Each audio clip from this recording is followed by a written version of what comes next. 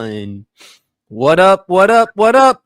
Welcome to another episode of the Sports PSP podcast, the highlight of Friday nights. I am your host, Sports PSP, in the building. Hopefully, we'll get BRF Sports in the building. If not, we understand because obviously he's a busy man. He is a father. He's a businessman. He's brilliant. Please go follow and subscribe to his IG, TikTok, so much more on social media. But of course, we cannot do the Sports PSP podcast without my main man, the four-time college degree champion, the military man and veteran, the Al Roker of journalism, the young Charles Barkley, the Black Peter Griffin, the little brother of Mark Henry. He's kind of like a little brother of Mark Henry from time to time. Brilliant, knowledgeable, smart, sophisticated, Mama Champ's number one favorite son. Undisputed world champ. How you doing, big fella?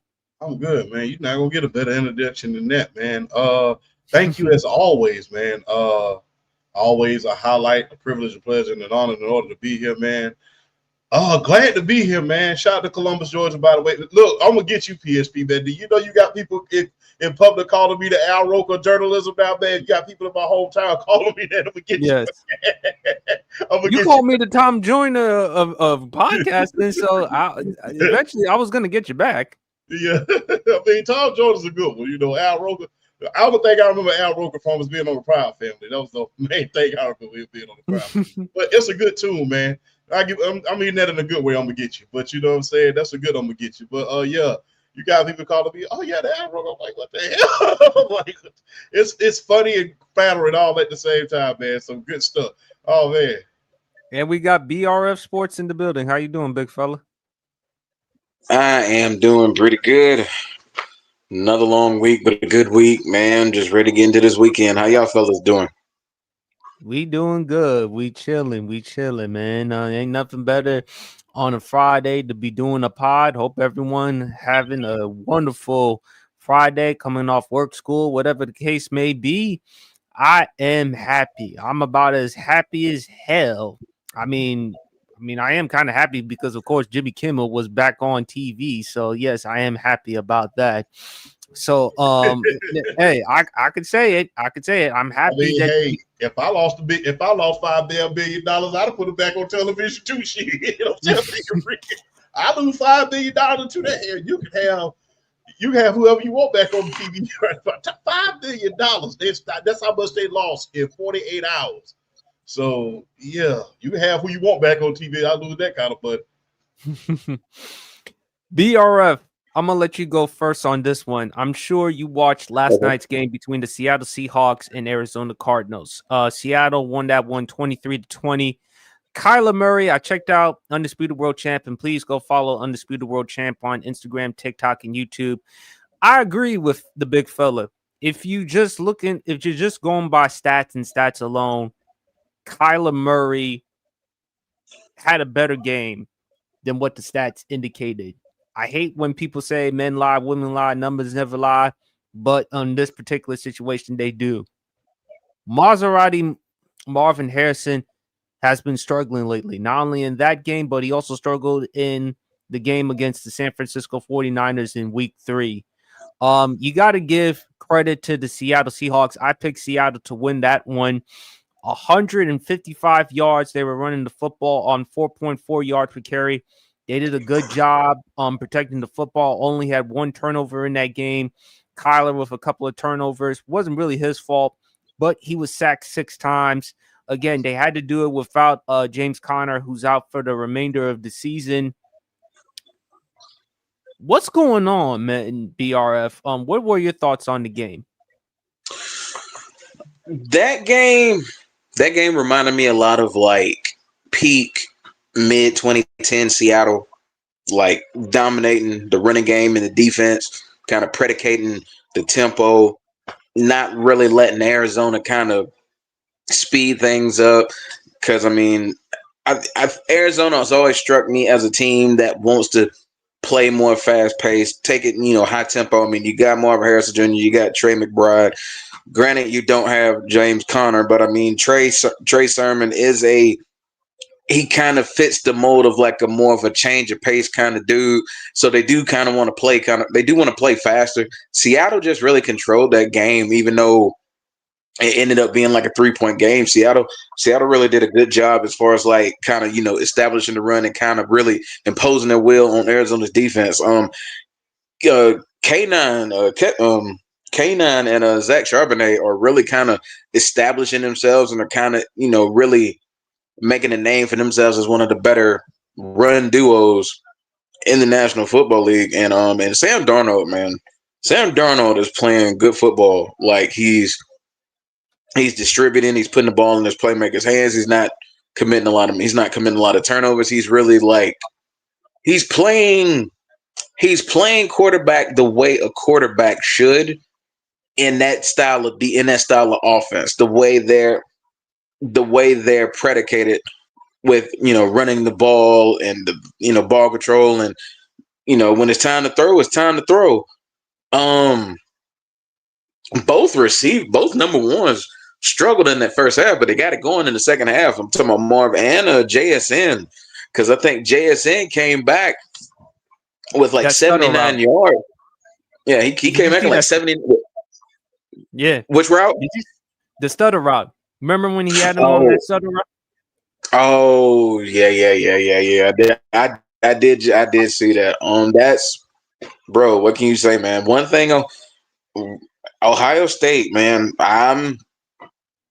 if they're not wide receiver Q, they're one or two. I feel like they're top two. I'm thinking it's them and LSU. I mean, their wide receivers and just how they produce, their ability to just do everything, whether it's run routes, catching, just everything. Like they're good. And JSN and then what people got to remember is a lot of people will say Jackson Smith and Jigba, when him and Marvin Harrison were on the squad at the same time, he was the better wide receiver. That's how good he is. And because when he got hurt, Marvin Harrison Jr. had to step up and really make a name for himself and to, kind of build his brand. But at the same time, Jackson Smith and Jigba was the guy before, he got hurt and Marvin Harrison had to step up in college. So you can make a case. And I saw JSN play at Ohio State. I'm sure a lot of us did. He was the truth then, and he's showing himself now. But that game was you got to give it to Arizona for bringing it back the way they did, particularly Marvin Harrison stepping up and having a great second half. And yeah, like you said, Kyler Murray played a lot better than what those stats showed. I mean, him, like whether it was him connecting to Harrison or him connecting to Trey McBride, he was making good throws last night. And it was really the tempo of the game, and just it wasn't really gonna it wasn't gonna be a high scoring game. It wasn't gonna be a fast paced game. That game, it came down exactly how I figured something like that would. Last possession, and Jason Myers knocking that field goal in to to win it. That was a good game. I didn't expect it to be too high scoring. That was about what I was expecting. I didn't like I said, I wasn't on the show, so I didn't get the pick, but I probably would have leaned Seattle just the way they've been playing, whether it was how, especially their defense. I'm kind of bullish on the Seattle defense right now. Particularly with guys like Devin Witherspoon, really good corner. I mean, they have a bunch of guys that are physical, and they put hats to the ball, and they go get the ball. That's what you want a young defense like that to do. They go after it. So Seattle, I'm kind of bullish on Seattle. The Rams should be favored to win that division, but the Seattle Seahawks are going to give the LA Rams a run for their money in that NFC West this year. So I'm not going to pick. I think the Rams are going to win the division, but would it shock me if Seattle just took it from the Rams? It wouldn't shock me at all. And it's really because it's all about matchups. It's matchups. And like when the Rams and the Seahawks, they get their chance, they get their turns at each other this year, both of those games are going to be close. I think it's going to be an evenly matched kind of face off at the top between the Rams and the Seahawks. I'm expecting some wars when they go at it.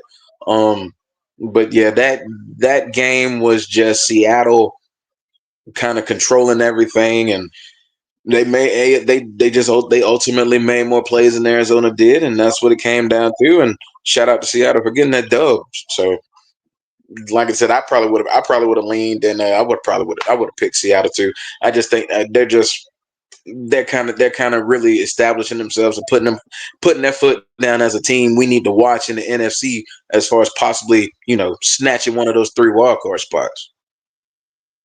Mm-hmm. Reading a comment right here from our guy Dwayne Coleman. Thank you, Dwayne, for commenting and always checking out the pod. He said, "I don't know if you knew this. It seemed like Kyler Murray do not like to throw to Marvin Harrison Jr." Well, I mean, lately Marvin Harrison Jr. has been struggling catching on to the football, and some of those interceptions, that wasn't really on Kyler. That was really more on Marvin Harrison Jr. And it is kind of disappointing because Marvin Harrison Jr. has been having some drop issues, not only in that game, but also last week against the San Francisco 49ers.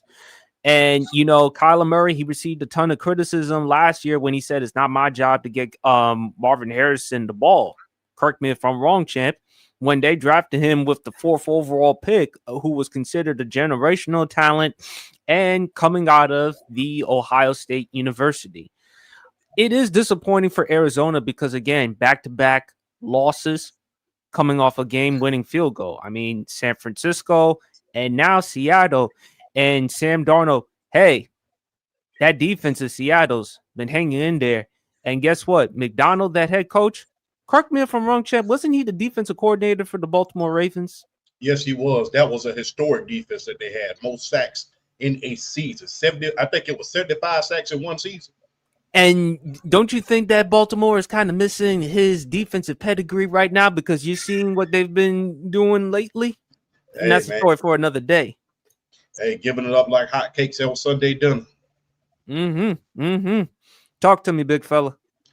Hey, look, good investment that they made on Sam Darnold. I know there was a lot of criticism for that, considering he only had one good season. But, man, look, him and Baker, not comparing him to Baker because Baker's on another echelon right about now,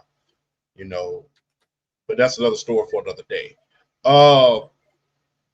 Look, good investment on that. He was able to get the ball out. He was able to matriculate the ball down the field. And look, if you really, really look at that team, they're using him in the same way. I know it's a whole different coach, a whole other system. But if you really look at film side by side of early Russell Wilson and this Sam Darnold, it kind of looks the same. They're really running the ball, playing ball control, and then when he has to matriculate the ball down the field and make a couple big throws, that's what they do. They're really not forcing a lot of things down his throat. He's able to get the ball out and do a lot of great things, but they're not just saying, go out there, let's throw this ball 40 times a game. They're using their dual back system. They're using their defense. They're using everything at their disposal. So big ups to them. As far as Maserati Marv, I will say this. A lot of people are going to start hearing that bus talk because you know how the internet is. The internet has no mercy. Look, there's 2 of the greatest players of all time that struggled with drops during their first 2 seasons. Want to know who they are? Tell us. Jerry Rice and T.O. Terrell. Remember, in that game against the Green Bay Packers, the catch. Remember, in that game, he dropped 5 passes in that game. So let's hold the horses on the bus talks and all the overreactions. Every receiver is going to have growing pains. And that's what I believe Kyler, and look, old Kyler, an apology, man, because I was really, really critical about him not forcing the ball in there. Because when you have a number 1 receiver, that's what you do. I mean, that's what most quarterbacks do. You say, the heck with it. He down there somewhere, and then, throw the ball up and give him a chance to get it. But look, he was right about what he said. I'm not going to force that ball to him and throw an interception. And as evident, he was right. So I know Kyler gets a lot of criticism and a lot of flack, but last night wasn't all his fault, man. It really wasn't. Receivers dropping passes. Your offensive line is giving you no help. got sacked 6 times. What do I always keep saying? The quarterback cannot throw on his back. Get that man a line. Y'all be talking about these quarterbacks. Y'all gonna listen to the big man one day when I tell you that offensive line is the most important position on that field.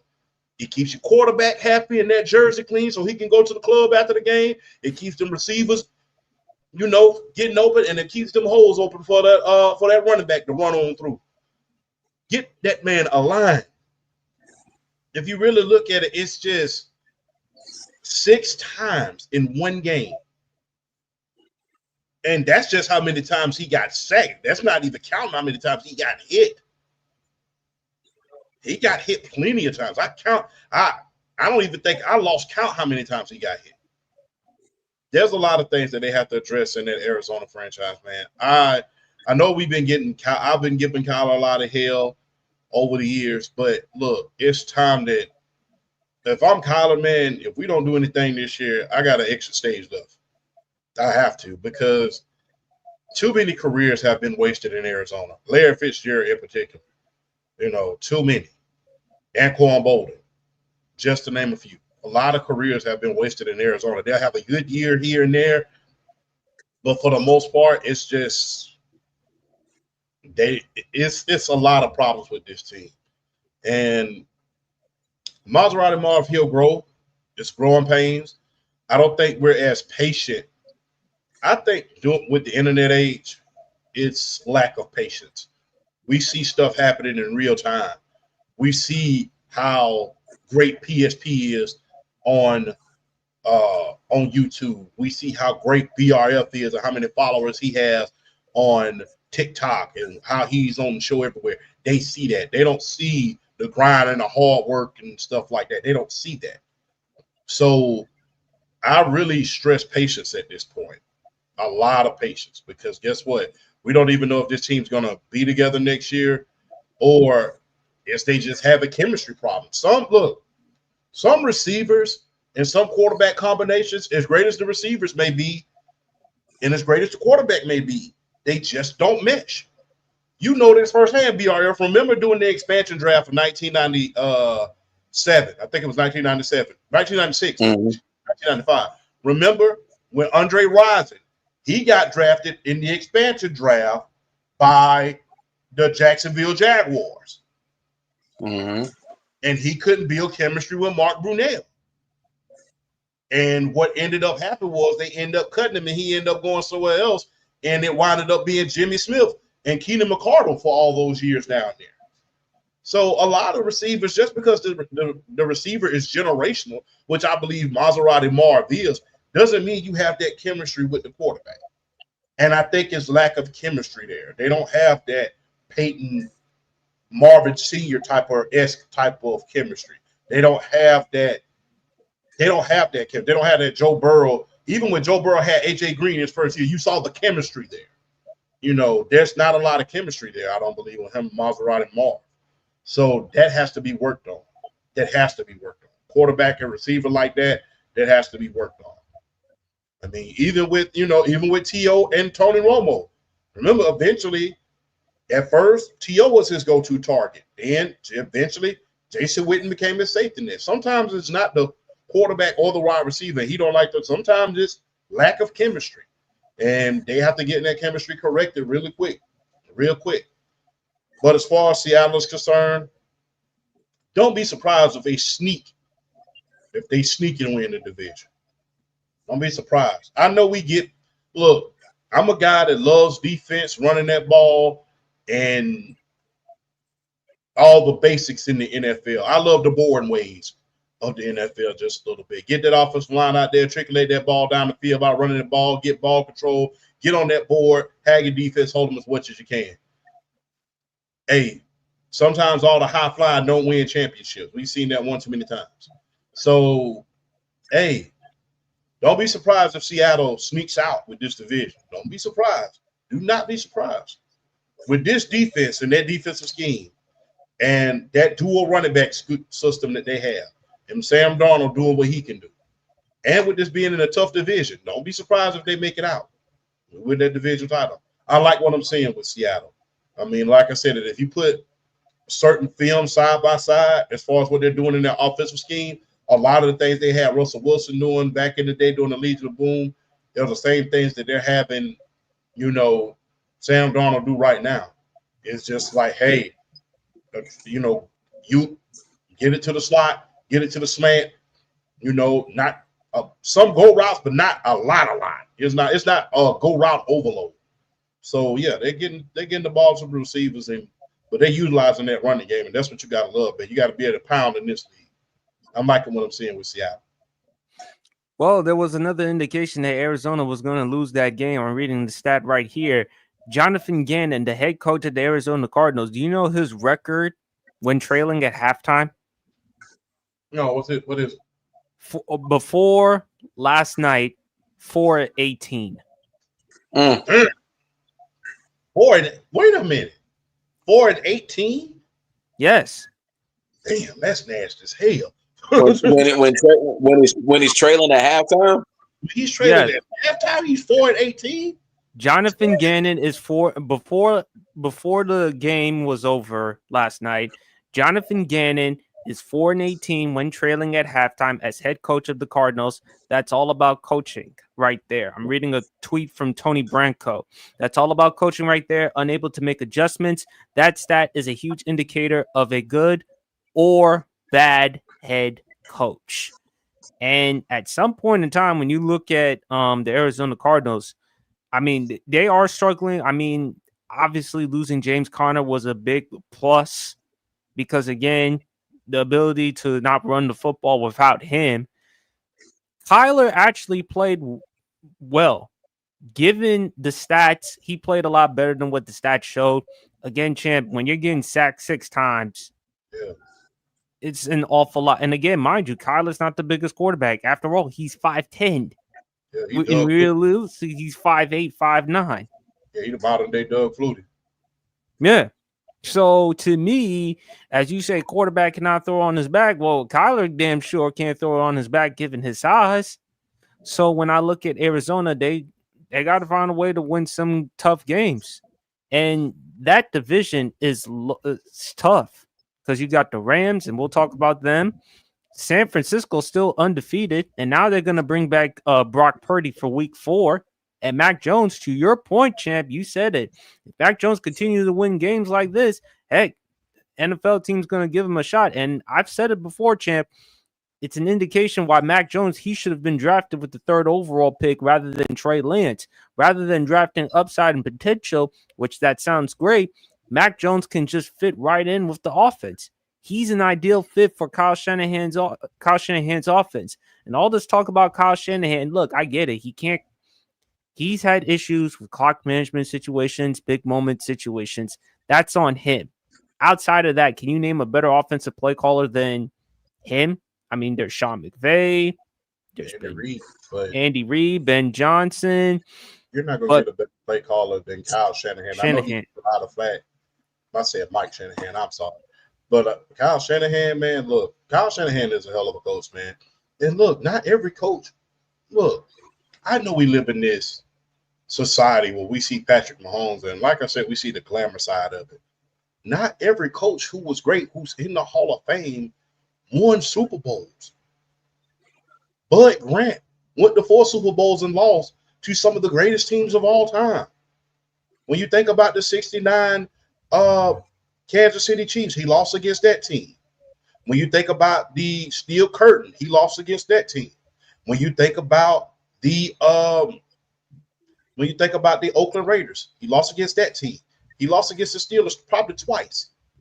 So when you think about the teams that you lose to, can you really hold that against you? When you run into a dynasty like the Pittsburgh Steelers back in the 70s, can I really blame you for losing? No, you can't really hold it. But at the same time, if you're Kyle Shanahan, you've had not 1, not 2, but 3 double-digit leads.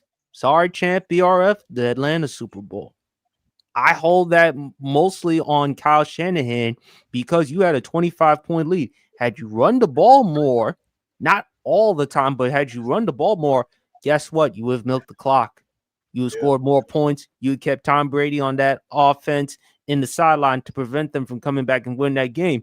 And we would have talked about, my God, how Atlanta dominated. They would have dominated New England just like they dominated Green Bay in that NFC Championship game, in which the Falcons took off in that game against the Packers in the NFC Championship game. Y'all know what I'm referring to. Then the 2 Super Bowls against Kansas City, you had 2 10-point leads. Why are you not running the football enough? You had Mostert, who had over 200 yards in that Super Bowl and 200 yards in that NFC Championship game. I'm sorry, over 200 yards in that NFC Championship game. You know how many times Jimmy Garoppolo threw the football in that NFC Championship game? 8 times. But you asked Jimmy Garoppolo to throw the football more in the Super Bowl. Then the next Super Bowl, Brock Purdy. I don't want to hear about Brock Purdy not being this good enough quarterback. It wasn't his fault they lost that Super Bowl. Kyle Shanahan did not hand the ball off to Christian McCaffrey. And they brought him here. You would have utilized him the same way like the Eagles are utilizing Saquon Barkley. But instead, you shot yourself in the foot. So I have to hold that against Kyle Shanahan.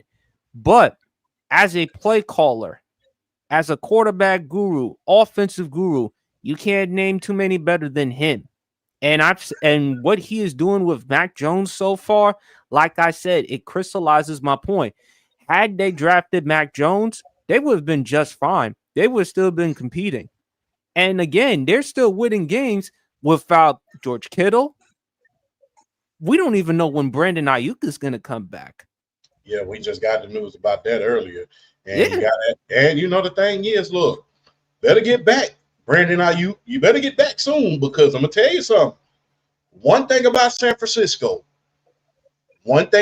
two positions they do not miss at. They don't miss at the quarterback position, and they don't miss at the wide receiver position. You see what Ricky Pearsall is doing right about now? You see what Jawan Jennings is doing? So, hey, don't lose your spot, because you can't. Look, in San Francisco, if you can't do one thing, you can lose your job. Look what happened with Steve DeBerg. He got hurt. Joe Montana came in. Steve DeBerg got hurt.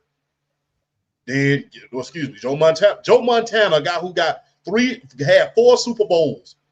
The quarterback of the 80s. He got hurt.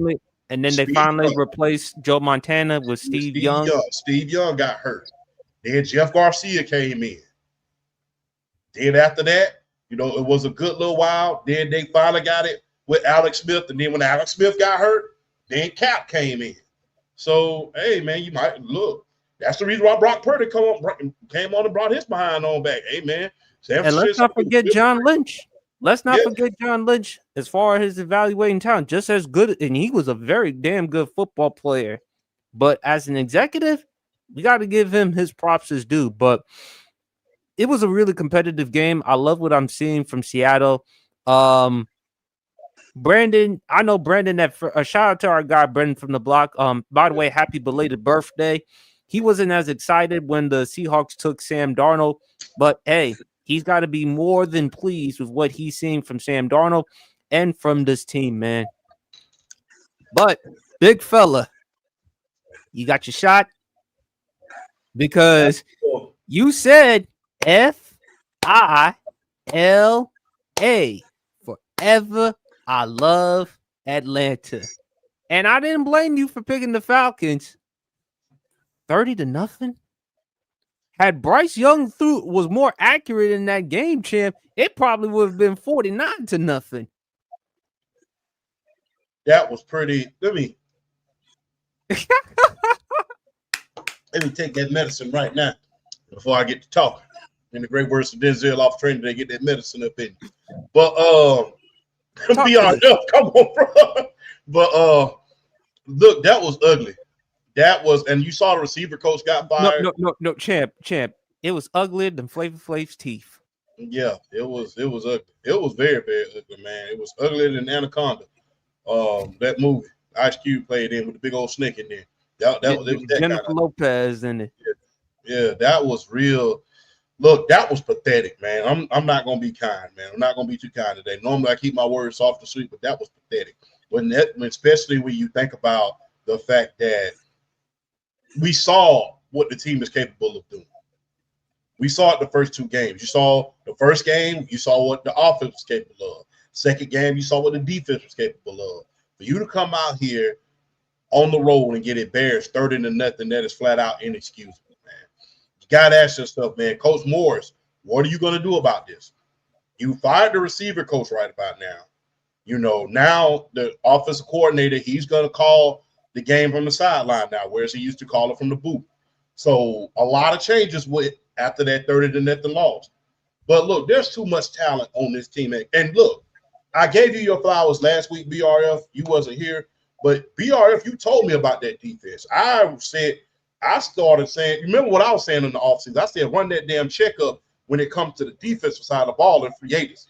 But I was like, hell, let's go get Christian Wilkinson. He was like, no, champ, be patient, man. I'm telling you what's going to happen.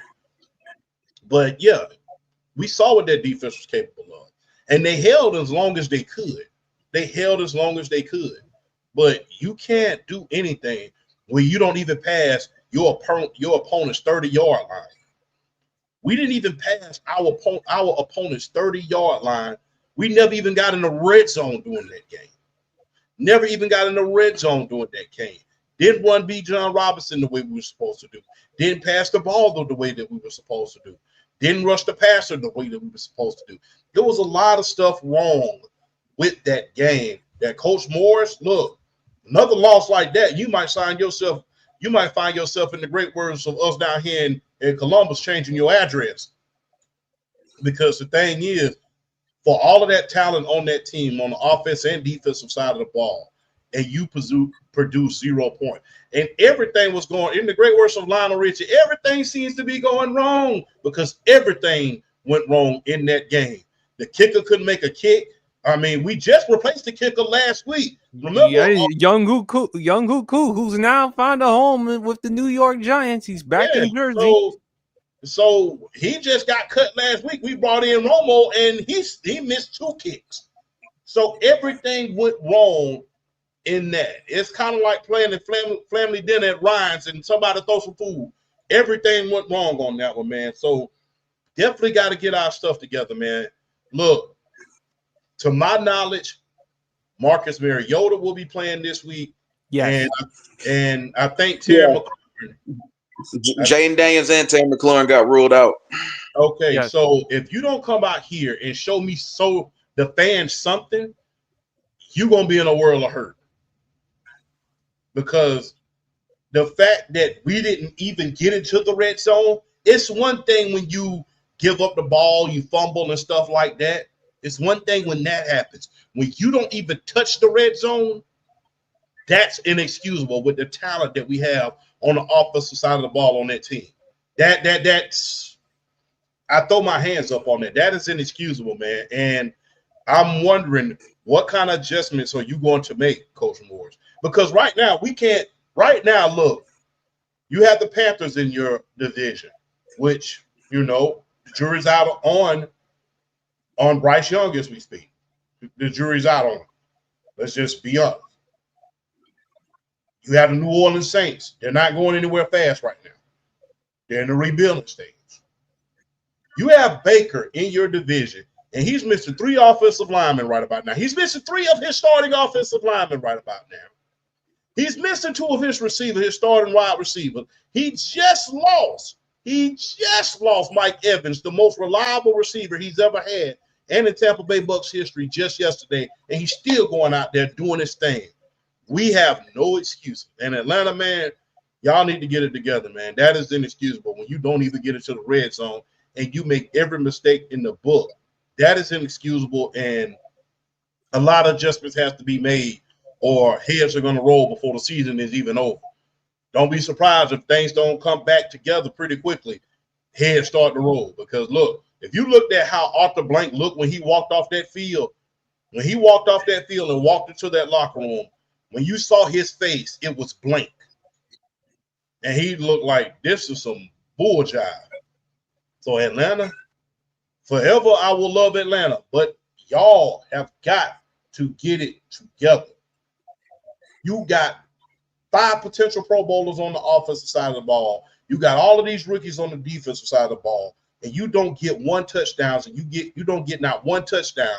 You miss every field goal. You have miscues all over the field, and you just go out there and you lay an egg like that on the road. Now you're coming back home and you're facing Cliff Kingsbury and that offense from the Washington Commanders. Better get it together, because if you don't, heads are going to roll very, very soon. And I know that this is supposed to be an exciting time for Atlanta at this point, because, you got a black quarterback, got a black coach. He was with the organization before. Coach Morris has been with this organization before. This is not his first rodeo. So you know the expectations. You was there during the Matt Ryan era. You know the expectations of this town and of this team. So for you to come out there and do that, and then you smiling at the end, you smiling and grinning and crap at the end of the game, shaking your opponent's hands, let's hope that smile because you got into those players like you're supposed to. I hope that film room had a lot of sad faces on Monday and Tuesday, because that was exactly what was supposed to happen. When you play careless, that's what's going to happen. But Atlanta, man, y'all got to get it together, man. And look, hey, like I said, I'm a man of my word. I said I'd take one shot, and I did that first, and here's two to you, Stone Cold style. Champ, I will say this, though. I'm afraid if they lose to the Commanders without Jaden Daniels and Terry McLaurin, or even lose to the New Orleans Saints, I'm afraid you're going to get yourself a bottle of Henny and you're going to chug that on live. Oh, no. Oh, it's going to get worse than that. I'm going to the nearest Shine House. I'm going to get some moonshine. We taking hillbilly shots around here for the rest of the week. So, so we're going to be having 4-wheel drive. Atlanta, look. BRF, your face is not helping. But Atlanta, y'all got to get it together. I have a reason for my face. I'll let you finish, and then I'll go. I got a reason for my face. I just don't like what we're looking. It's just, it looks just sloppy like, and I just don't get it. But BRF, I love to hear your opinion, man. Go ahead, BRF. The game against Minnesota and the game against Carolina is exactly why I stay the way I stay when it comes to the Falcons, because 1 week the Falcons are like, they the talk of the league and da da da da da, and then the next week is like, oh my gosh, if they lose, heads are gonna roll and da da da, and I'm like, that's why I stay where I'm at, because the league is wishy-washy as hell. Granted, the Falcons brought it on themselves, but at the same time, it's like, you know what? Yeah, they love us. They love us now. But the minute we slip up, it's back to, oh my gosh, what are they gonna do? Da, da, da, Falcons are gonna Falcon. Da, da, da. And I'm like, you know what? Just take it 1 week at a time. Damn the fans. Damn the media. Play your game. You have Michael Penix Jr. You have one of the better deep ball throwers in the league. You have one of the better quarterbacks in the league as far as pushing the ball down the field. Why aren't we pushing the ball down the field? We dinking and dunking, throwing short passes. When Michael Penix came into the league, when he came and got the starting job against Washington, well, the Giants, the Commanders, and the Panthers, they were pushing the hell up that ball down the field. There wasn't a lot of like these screen passes, like these digs. There wasn't a lot of this short stuff. They were pushing the ball down the field. They were controlling the tempo. They were speeding the tempo up. They were making defenses react to them. They're not doing that right now. That was the worst game I have seen called on the offensive side of the ball in a long, long time. There is no reason we should be there's no reason we should be predictable at all on offense. Worse that than game Desmond Ritter. At least I'm just saying BRF champ is often said. You gotta hear me out on this, because everybody's gonna shoot to the Desmond Ritter thing. You gotta hear me out of this. At least with Desmond Ritter, with Arthur Smith, at least he tried some level of unpredictability. The problem with Arthur Smith was he had Desmond Ritter. He had a sorry ass quarterback. You can't be unpredictable when your quarterback's not good. You have a guy Arthur Smith as a play caller. What? He wasn't that good of a play caller, Arthur Smith. You can't do anything. You can't do anything with a sorry ass. You can't do anything with a sorry ass quarterback. And then at the same time, when he tried to do stuff, you're looking and you're just like, what are you like? What are you doing? Like some of the plays he called then were like, I don't know. All that was just a cluster. But I ain't even worried about Desmond Ridder at this point. I'm looking at the team now. That was complete. That reminded me of somewhat like the Dan Quinn offensive errors when you knew they were going to throw the ball and they didn't do anything to kind of switch it up or anything. From what I've seen from stats and all this other stuff, we're running out of pistol and shotgun like over 90% of the time. We're under center this year, like a 5.6% clip under center. Like you can't. You have no play action threat. You have no run action threat when you're not under center. And then when you do run play action out of like a pistol or a shotgun, your motion, you're not deceptive enough to really fool the defensive end on the backside. The defensive end looking at you on the backside. Yeah, you run that play action. Like a play in particular, one play in particular, they call the play. He runs the play action. The backside defensive end kind of stays on his side to keep contained. He's in Michael Penix's face. He can't make a good throw because there's no predictability. You're not scared worrying about running the ball because it's like, why should I be scared of that? Why should I be scared of that style of play action? You're not drawing the defense. You're not drawing the defense to your running back that's going to allow you to open things up to make certain throws you need to make. There's no unpredictability in his offense. There's no creativity in his offense. I hope with Zach Robinson actually coming out of the booth and going down to the sideline, he can actually see what defenses are doing and actually make way better adjustments than he's making, because there's no reason for Michael Penix to not be pushing the ball down the field. We beat Minnesota in large part because Bijan Robinson ran the ball 22 times. You ain't gonna do nothing with Bijan Robinson running the ball 13 times. They got away from it quick. Carolina didn't do anything outstanding on defense. That was honestly what it was. When it got to a point, they took away the deep ball. Zach Robinson did nothing in his offensive play calling to really offset that. If they're going to take the deep ball away, you got to be able to find something to adapt to still be able to attack that defense, because Carolina's defense still ain't that good, but you make a defense better when that defense has a pretty good idea of what you're going to be doing. So that game was solely, in my opinion, Zach Robinson. And then I see the people talking about we need to sit Michael Penix and Michael Penix is not good. Shut up, because y'all were just on his nutsack like 2 weeks ago. Like, shut up. Shut up. People been saying they need to bench Michael Penix. Michael Penix is not good. Michael Penix ain't the guy.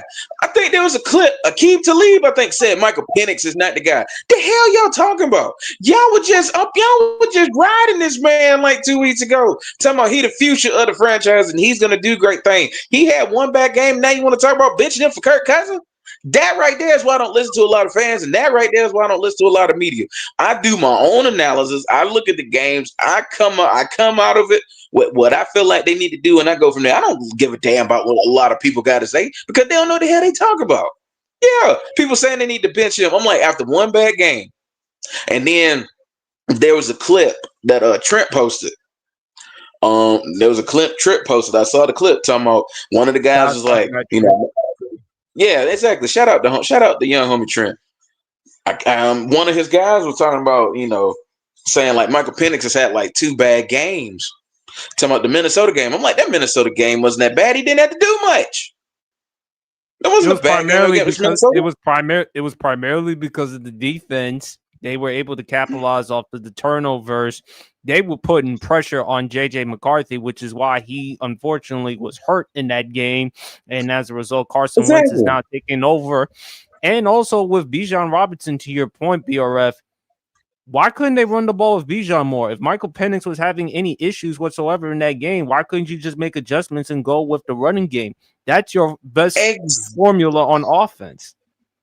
Exactly. They got away from their bread and butter. If you know your quarterback is struggling, get his butt under center, run the ball to establish a threat of a play action to where you can open that defense up so Mike can make plays. Zach Robinson did absolutely nothing for Michael Penix in terms of creativity and finding mismatches and holes in that defense to where Mike could attack the ball. We forget Mike Penix in week 18 against Carolina damn near threw for 400 yards against practically the same defense. It was nothing that defense did that was like, oh my gosh, this defense is just absolutely just ripping us apart. It was nothing they did. Atlanta still outgained them 339 to 224. 339 to 224. Why are you losing 30-0 when you're outgaining them by over 100 yards? And shout out to that defense. That's why I said we really didn't need to spend that much money in free agency on the defense, because James Pierce Jr. and Jalen Walker was like exactly what we needed on that defense in order to really take a stride, because you finally had speed on the edges that can actually get to the quarterback, that won't get fooled as far as these running quarterbacks. They're actually able to hold, contain, stay in their rush lanes, and they're actually able to play good defense as far as not allowing these quarterbacks to just break these ridiculous runs. So I wasn't necessarily worried about the defense, and I'm still not worried about the defense, because you see 30-0 and it's like, oh my gosh. But in reality, that defense gave up 224 yards. That's it. Carolina wasn't outstanding. It's just the Falcons offense was so inept because of their lack of creativity and not being able to cross either 30-yard line. That defense can only do so much when they know they are entering into a situation where the opposing offense has really good field position from the jump. That defense can only do so much. And with Carolina, if they're going to do anything, Chuba Hubbard is one of the up-and-coming backs in this league. He going to get his in. And then add to that, you got Rico Dowdle, who got 1,000 yards for the Dallas Cowboys last year, who's a serviceable number 2 in that offense. They just hitting you left and right. After so many shots, you're going to fold. You're going to fold, especially when it's not. It's basically putting you in a situation where you're in bad field position. Like when the field position is always in the other team's favor, is going to break you eventually. And that's ultimately what happened to the Falcons, because you see 30-0, you're like, oh my God. But when you think about it, it's like that was just a culmination of body shot after body shot after body shot. And then ultimately they couldn't handle it anymore. Zach Robinson needs to find a way to open the playbook, open the creativity, let Mike do what he do. He's drafted because of his arm strength. Let that man use his arm strength. They are barely throwing the ball deep when like almost every other throw last year when Mike got entered was him pushing the ball down the field. And you got the talent on the outside to do it. You got Drake London. You have Darnell Mooney, you have Ray McCloud, you have Kyle Pitts, you have got especially Kyle Pitts. Shout out to Kyle Pitts. He's been playing like a man possessed this year. Stats don't show it, but when you look at the games, he's coming in focus. He's running his routes cleaner, better. I mean, he's actually on some of these throws, like he's running back to the ball, making plays on the ball. Kyle Pitts is playing about as good of a Kyle Pitts I've seen since the 2021 year, since his rookie year. The stats don't show it yet because they just haven't opened this offense up. If I'm Atlanta and I'm going into this Washington game, you know Washington can be attacked in that defensive scheme. You got to find the holes. And it's not like Zach Robinson is a bad offensive mind. He's a good offensive mind. He just got to find that creativity, get back to what they were doing, and attack him. They hardly attacked against Carolina. This is an attacking offense. They need to get back to doing that. They will be fine. They will be fine as long as they get back to attacking defenses and making defenses react to what they want to do and not the other way around. And they will be fine, but they got to start it against Washington, because if they don't start it against Washington, they have a real possibility of 1-4, 1-5. They got to get it going. because one more loss can really just set them up for the rest of the season on a downspin. But if you get one win, it could take you back on the upswing. You just got to get back to what you do and stop being so conservative in your passing play calling.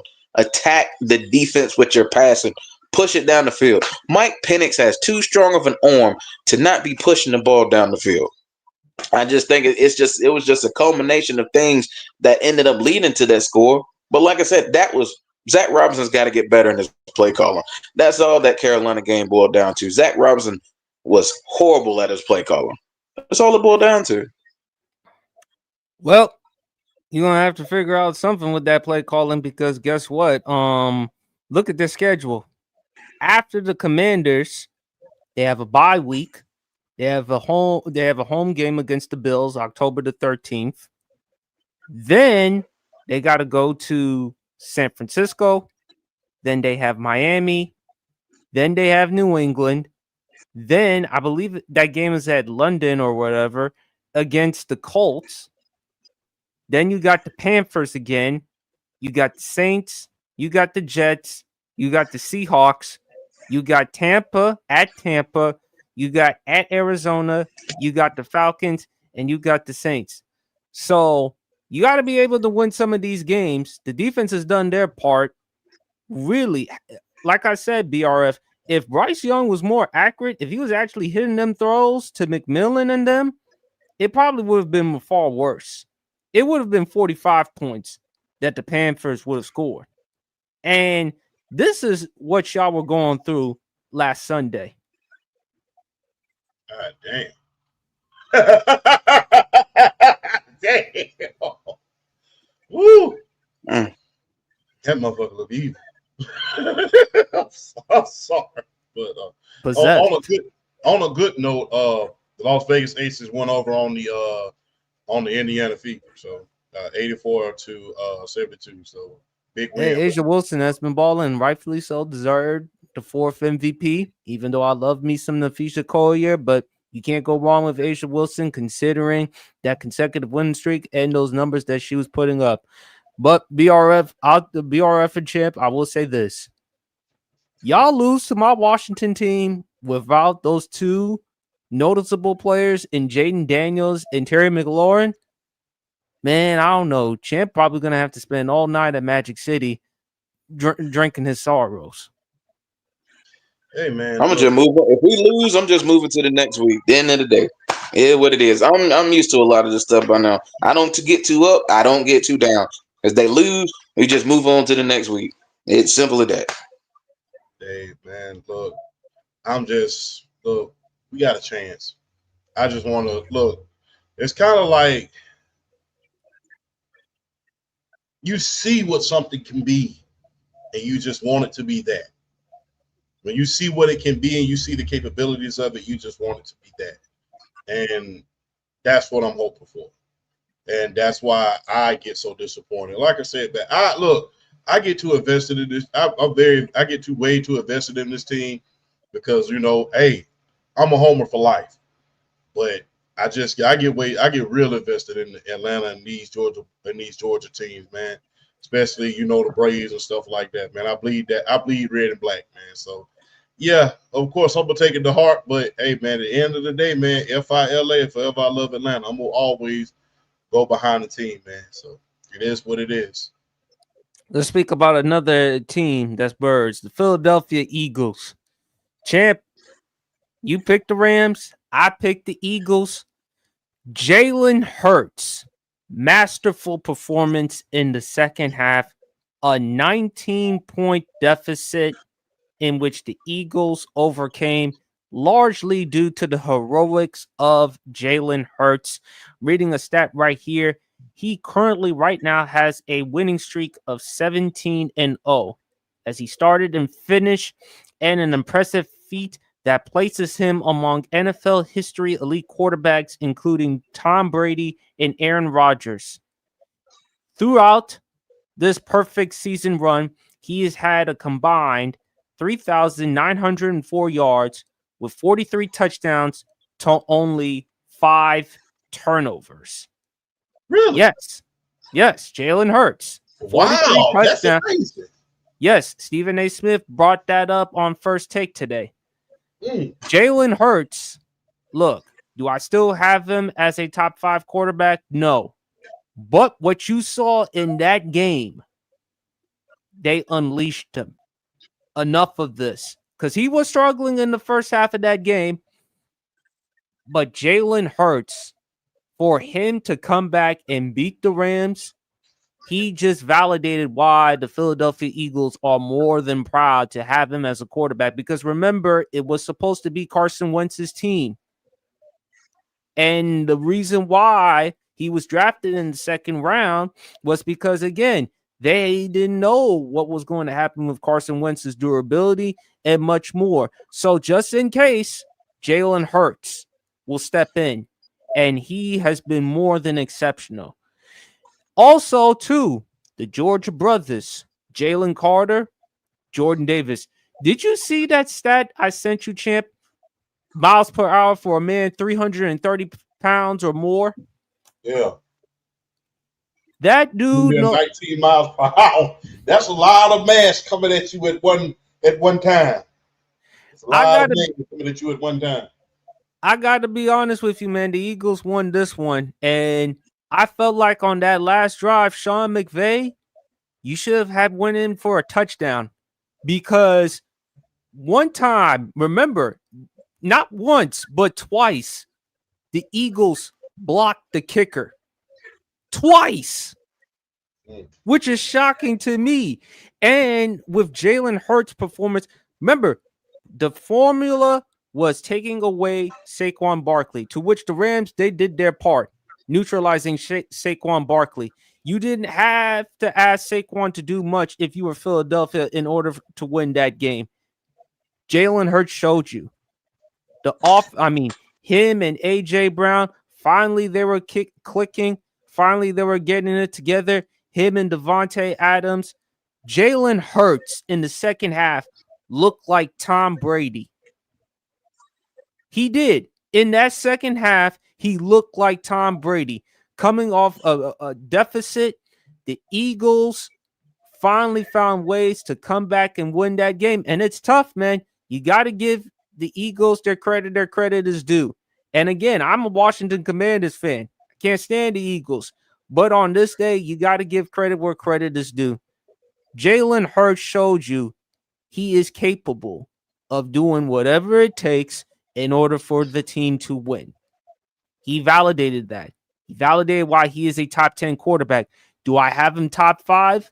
No. But if he continues to have more performances like this, then sooner or later, we may have those top 5 conversations.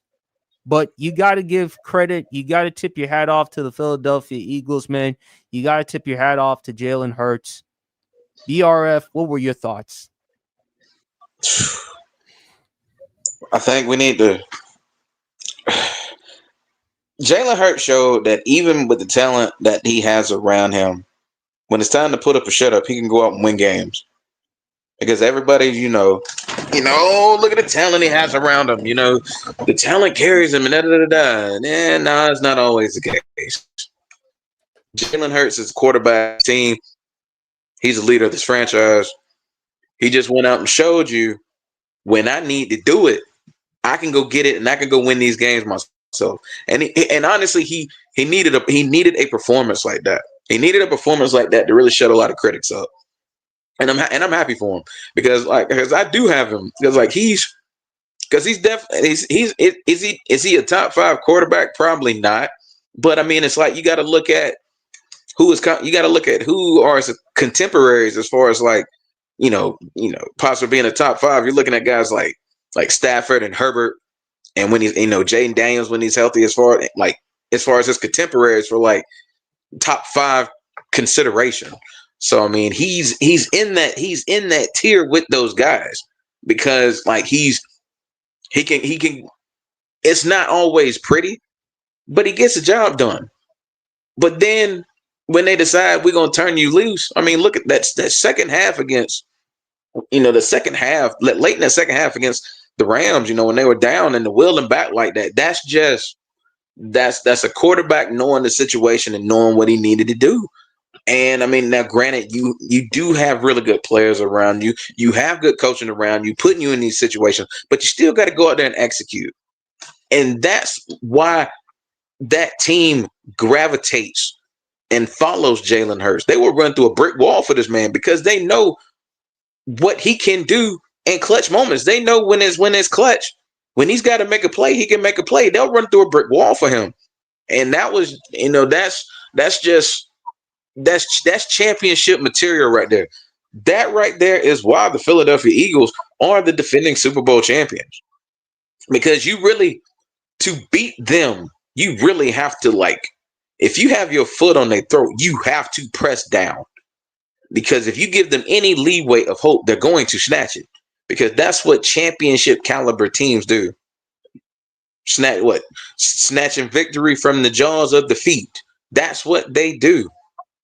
And Jalen Hurts really established himself a little more. And he needed that performance to get people off his back.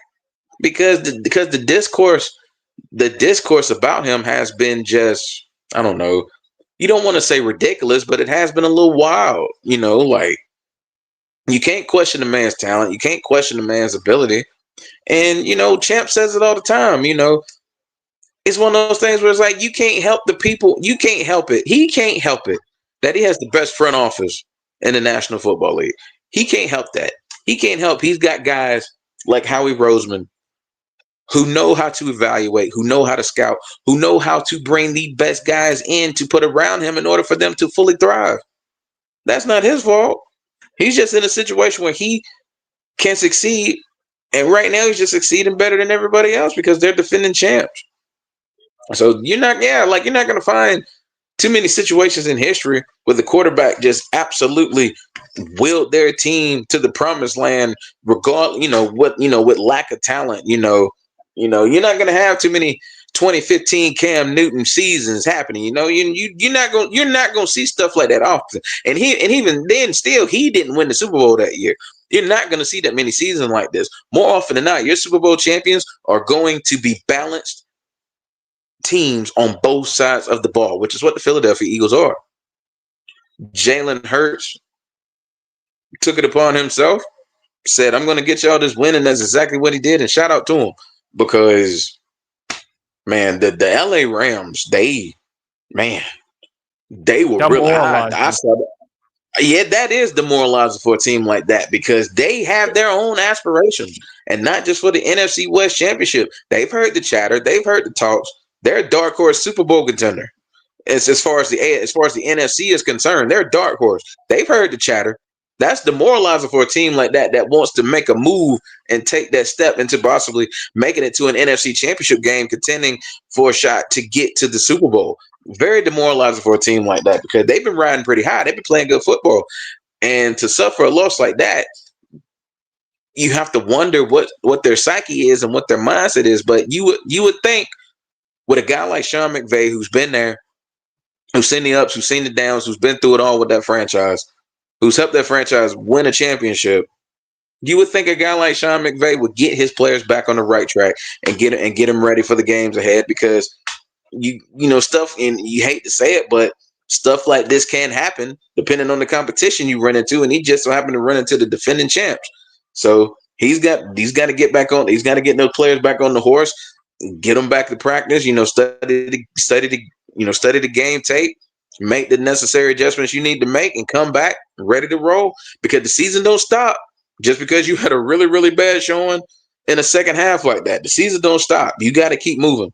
So I do expect Sean McVay to get his team back on track because they played a hell of a game before that collapse.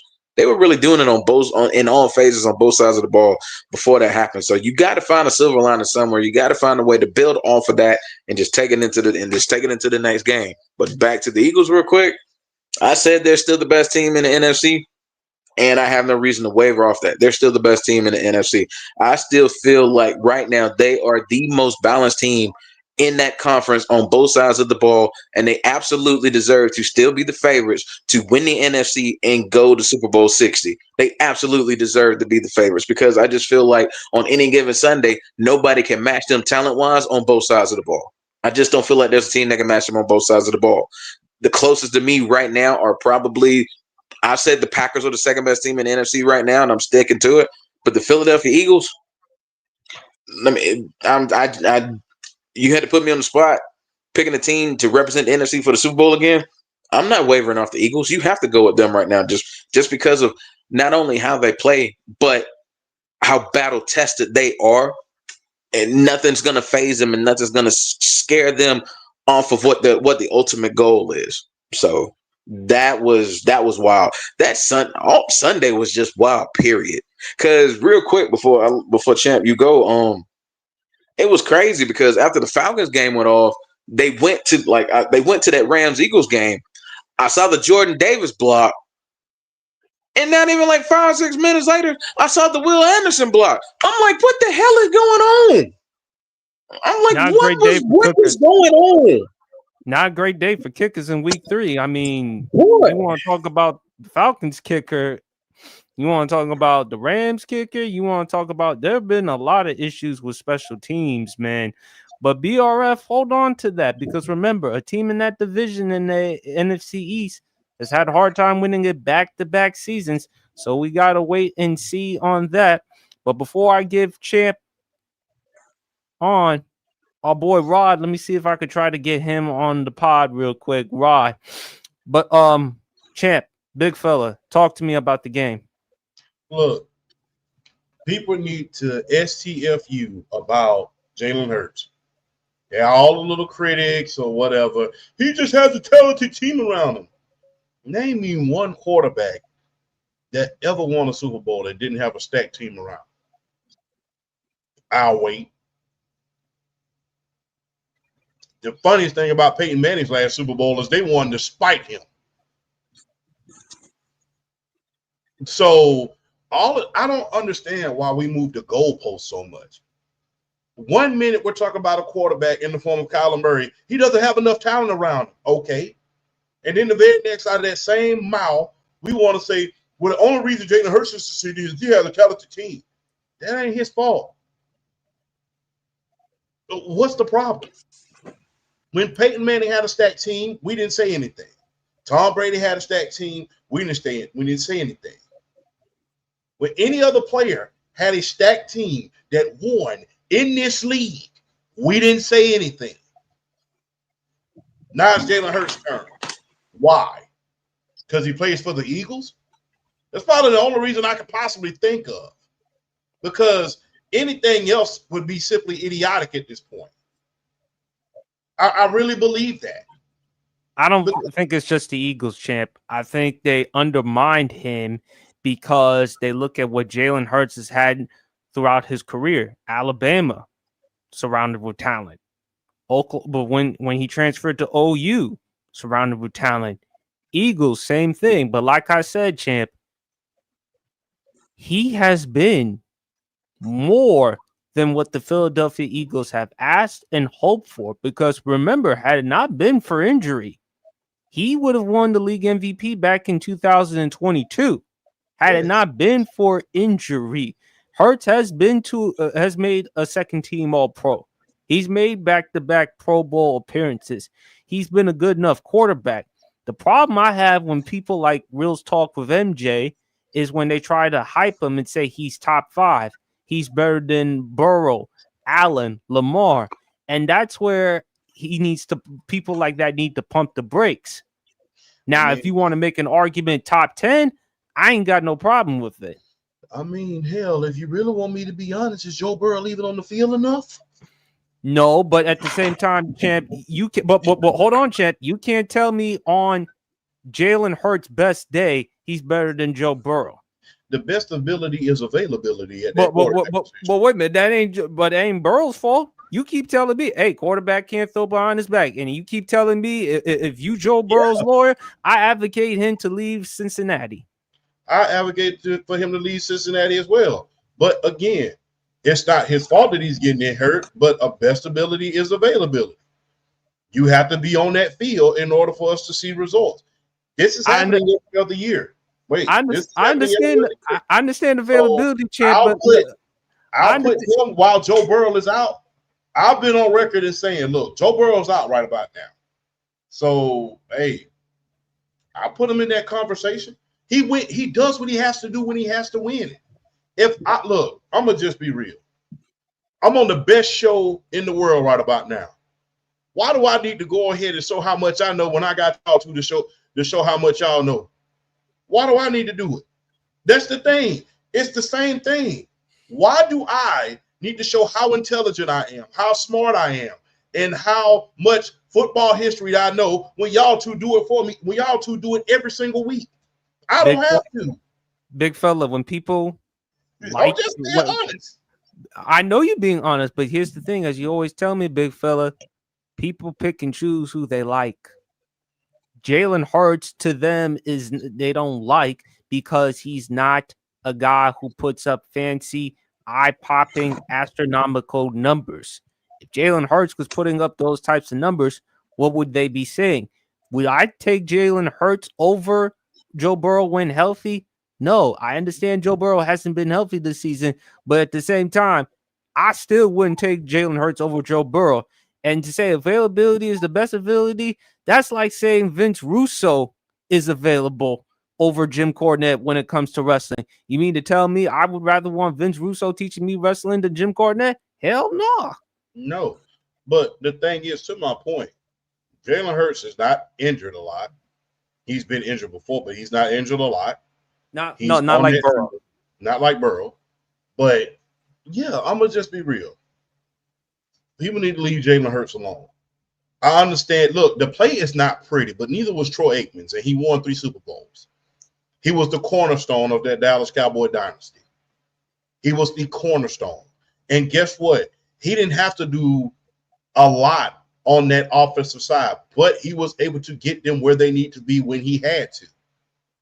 And you got to think about scheme. Scheme is, guess what? Being a leader is knowing this. I'm going to just be real. Me as a former section leader, squad leader, I'm going to just be honest. Being a leader is knowing when to take a step back because you have an incredible asset on your team. That's what being a leader is. Being a leader is knowing when to take a step back because you know you have one hell of an asset on your team. If you don't believe that, ask the late, great Kobe. Look how much of a step back that he had to take because he had the big fella on his team. He had Shaq on his team. So, as a leader, when you have one of the greatest running backs of this generation, why not take a step back? Was that held against Troy Aikman when he did that with Emmitt Smith? No, it was not. Stats only win in the box score. They don't win Super Bowls. Stats only win. Look, tell people this all the time. I would rather look ugly and win than to look pretty and lose. I know his style is not pretty. I know it's not 4,000 yards a season, but it gets the job done. And like I stated, it takes more of a leader to step back and understand I have an incredible asset on the offensive side of the ball. Let me get the ball in the hands of my greatest players than for you to just put your ego in front of the team. He's not the only one that did that in the 90s. Look at Jim Kelly. Look at what he had with Thurman Thomas on his team. Did anybody hold the fact that he had almost 15 Pro Bowlers a year going to the Pro Bowl in Buffalo? No. His style wasn't pretty as far as running the ball. The offense was, but the style wasn't. So it's not his fault. As far as Jalen Hurts is concerned, look, when he's on that field and he has the ball in his hands, guess what? I'm trusting a proving winner with that ball. He was surrounded by talent at Alabama, and he went to another school where he went to another school with back-to-back Heisman Trophy winners and damn near became a Heisman himself. And guess what? In Alabama, he wasn't known for throwing the ball. Am I right or wrong, BRF? In Alabama, he wasn't known for throwing the ball. Not much. Shoot, he got benched because he couldn't throw. Exactly. And then he went straight to Oklahoma and became a Heisman candidate. Top 5 at the end of the season. Became a Heisman candidate. That just goes to show you how he can adjust this game. And the thing is, going from the SEC, going from defense, running the ball, passing out of necessity, making big plays in the clutch, going from that to the air raid system in Lincoln Riley, you have to follow up 2 Heisman Trophy winners, 2 number 1 overall picks. And you have to follow that. And you perform just as well as they did. He performed just as well. He became a Heisman. They damn near became a school that had 3 Heismans in a row because of Jalen Hurts. That was part of his development. Then you go somewhere. Then you come to Philadelphia. Guess what? It's not my look. It's kind of like the real world. It's not my fault. My parents did what they were supposed to do. They raised me. They did what they needed to do. They put me around resources. They put me behind great people. They put me in these mentoring programs so I can learn. It's not Jalen Hurts' fault that he fell into good situations and put himself into good situations. Because if he couldn't play, then guess what? He wouldn't have that starting quarterback position. They'd still be searching for another quarterback. So like I stated, it takes that general to understand I have a great asset on my team in the form of Saquon Barkley. If I have to take a step back and give him the ball 35 times for us to win the game, so be it. If I have to throw 35 times for us to win, so be it. That's what being a leader is all about at the quarterback position. We praise everybody else for the quote-unquote intangibles, but when it's Jalen Hurts, all of a sudden the intangibles don't matter. Drew Brees, the offense was boring. I'm going to tell you something. You know what I say about that? So was the San Antonio Spurs offense was boring as well. Look what that produced. Duke University's offense is boring in college basketball. Look what that produced. I don't care about boring. I care about order. I care about clutchness, and I care about winning. I don't care about boring. Look, you can run the ball 45 times to get 5 yards to carry. As long as you win, that's what matters with me. I don't need all the high-flying stuff. If Atlanta came out here and ran the ball with Bijan 50 times and we won every game 7-0, okay, so be it. We won. I don't need all the high-flying stuff. That's what we get it. Flashy toys aren't always the best thing. Driving that Lamborghini and spending $500 a week in order to get to work, yeah, it looks good, but it ain't good for them pockets. Driving that Toyota Yaris that looks like a clown car, but you only paying $25 every 2 weeks in order to get to work and you saving that money, that's what that is. That's what you call winning. You want to drive that Toyota for $25 every 2 weeks and look bad, or do you want to drive that Ferrari for $500 every week and look good? Because when you drive that Toyota, you're winning at the end of the day. Unfortunately, champ, with the younger generation, no matter how much you may preach, man, unfortunately, they're not seeing it the way that you see it. Again, I'm old. I understand that. No, it's not just because of oldness, champ. I just think, to me, they just only care about what they want to see is flashy. Look, all 3 of us, you making great points, champ. All 3 of us have given Jalen Hurts his respect. And again, I know when you're speaking, you're not speaking directly to me. You're speaking to other people who have skepticism or criticism of Jalen Hurts. Exactly. For the record, and I'll say it again, champ, I've been fair to Jalen Hurts. Yes, I've given him his flowers. I've given him his due. I said he's top 10. Do I think he's top 5? No. Matter of fact, I'll mention this last week, champ, a start, bench, and cut. You started Baker, bench Jordan Love, and cut Jalen Hurts. Absolutely. And again, it had nothing, and as much as you give Jalen Hurts credit for winning, you said it comes down to arm talent, ability, everything else. That's why you put Jalen Hurts at the bottom. That's why you cut him. That's why you start Baker, and that's why you bench Jordan Love. I think Jalen Hurts has not gotten enough flowers or recognition. Yes. When I look at Jalen Hurts at this point, you know what he reminds me of, champ? He's the modern day version of Russell Wilson. He's the modern Russell Wilson because when you look at Seattle, when they were having their success, Russ was there, but was he getting enough credit? No, it was the defense. No, it was beast mode. Remember, champ, we were on Thomas's podcast, on the Hop podcast, and shout out to our guy Thomas on the Hop.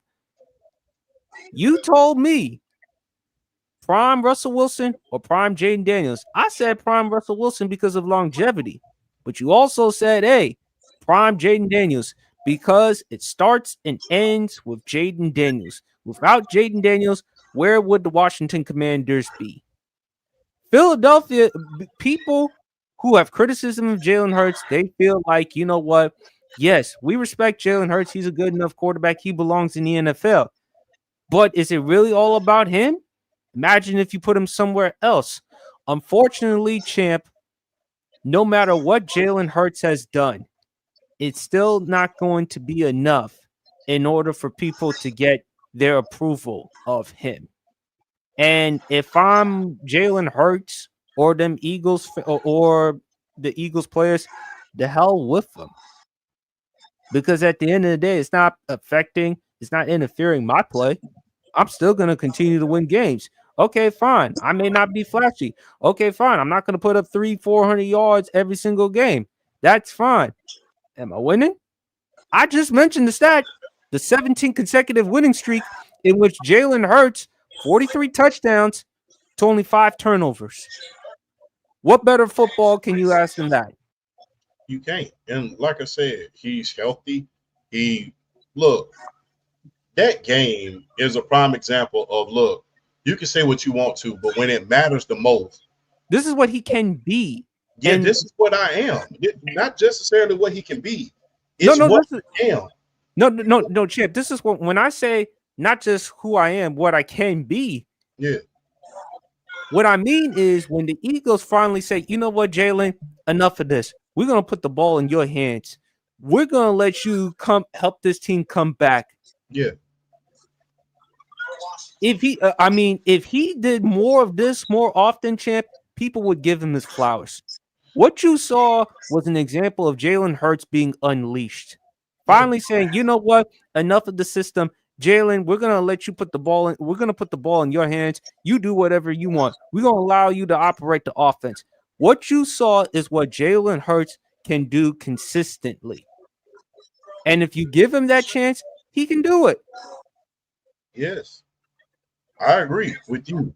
But how we say it down south BRF, why bang your head against the wall when it's only 5 steps to go around it? And that's the thing. I'm not finna bang my head against the wall by throwing the ball 40 times just because it looks flashy. I don't care about that. And the thing is, that's what leadership is about. Leadership. I don't have to sit around here and throw the ball 40 times. I have a weapon behind me. I can give him the ball 20 times. He can give us 200 yards. I can do what I need to do in the clutch when it matters, and we can go out here and win games.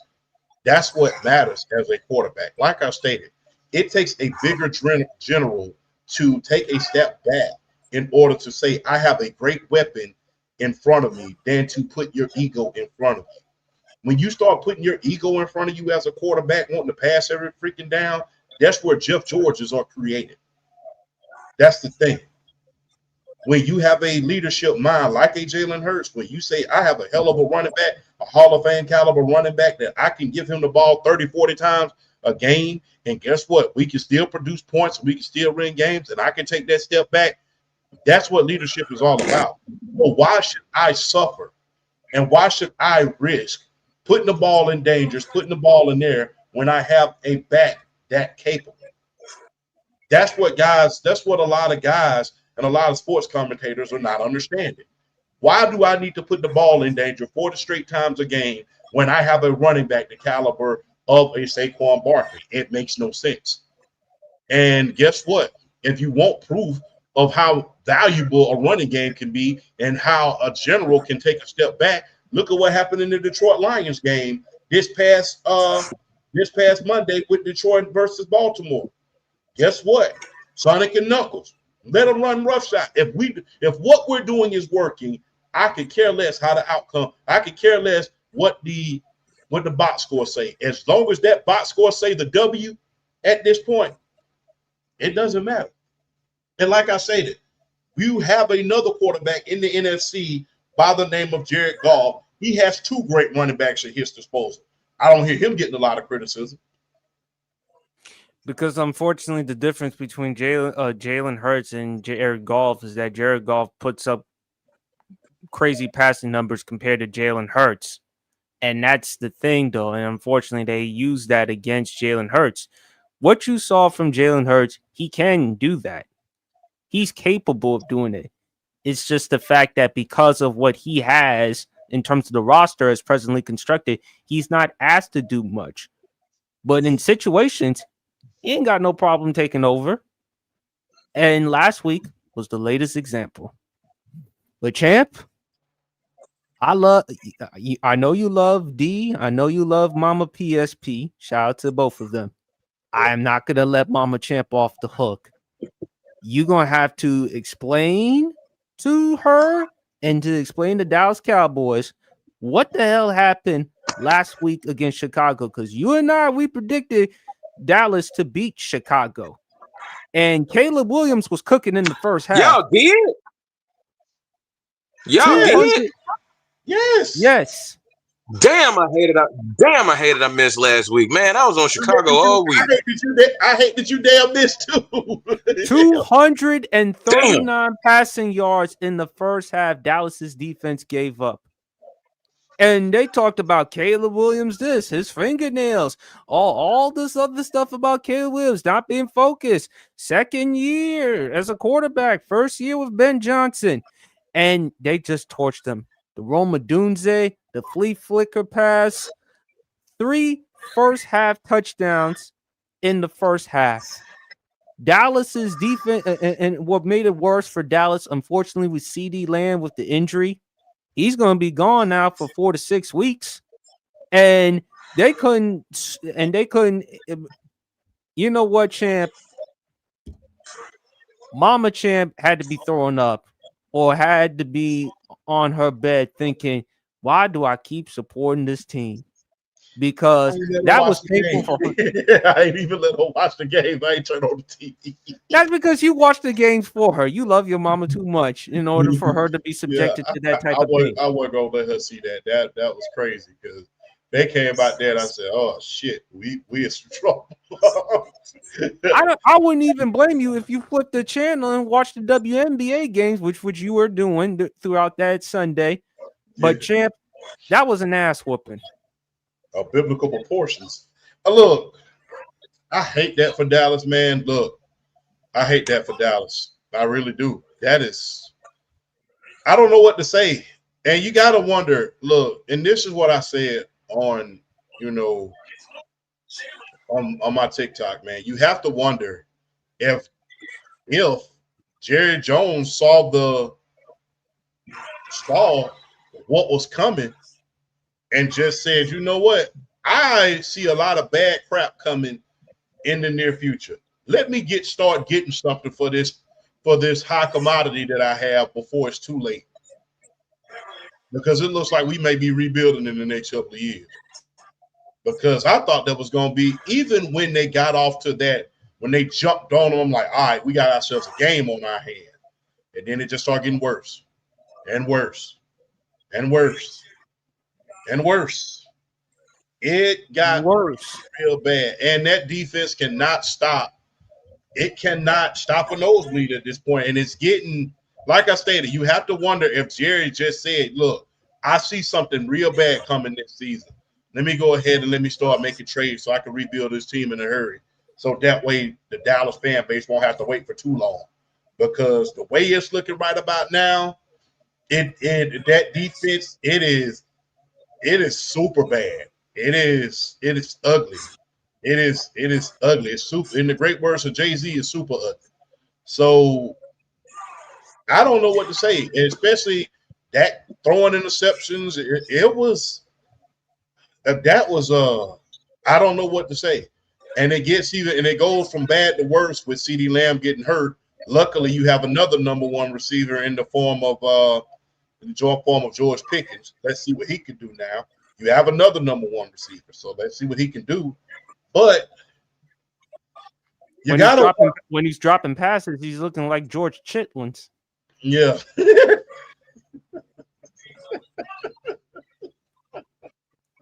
He was looking like George Chitlins that day. You can't blame Dak on that first interception. Look, I'm sorry. I don't ever steal anybody's material, but I am damn sure using that every time he has a bad game. I'm gonna shout you out for it, but I'm gonna damn sure use that George Chitlins. But oh my god. But well, I mean, I could have used George Shittens, but I won't go that far. Well, that was ugly right there.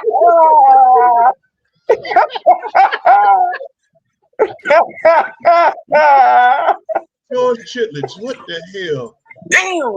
I couldn't keep a straight face no more. I couldn't hold it back no more. That was good. That was good. That was brilliant. We call it the New Jersey G. Oh, Jesus. But oh god, that was good. That was great. That was great. But yeah, look, you got George. I can't even say his damn name. You got George. You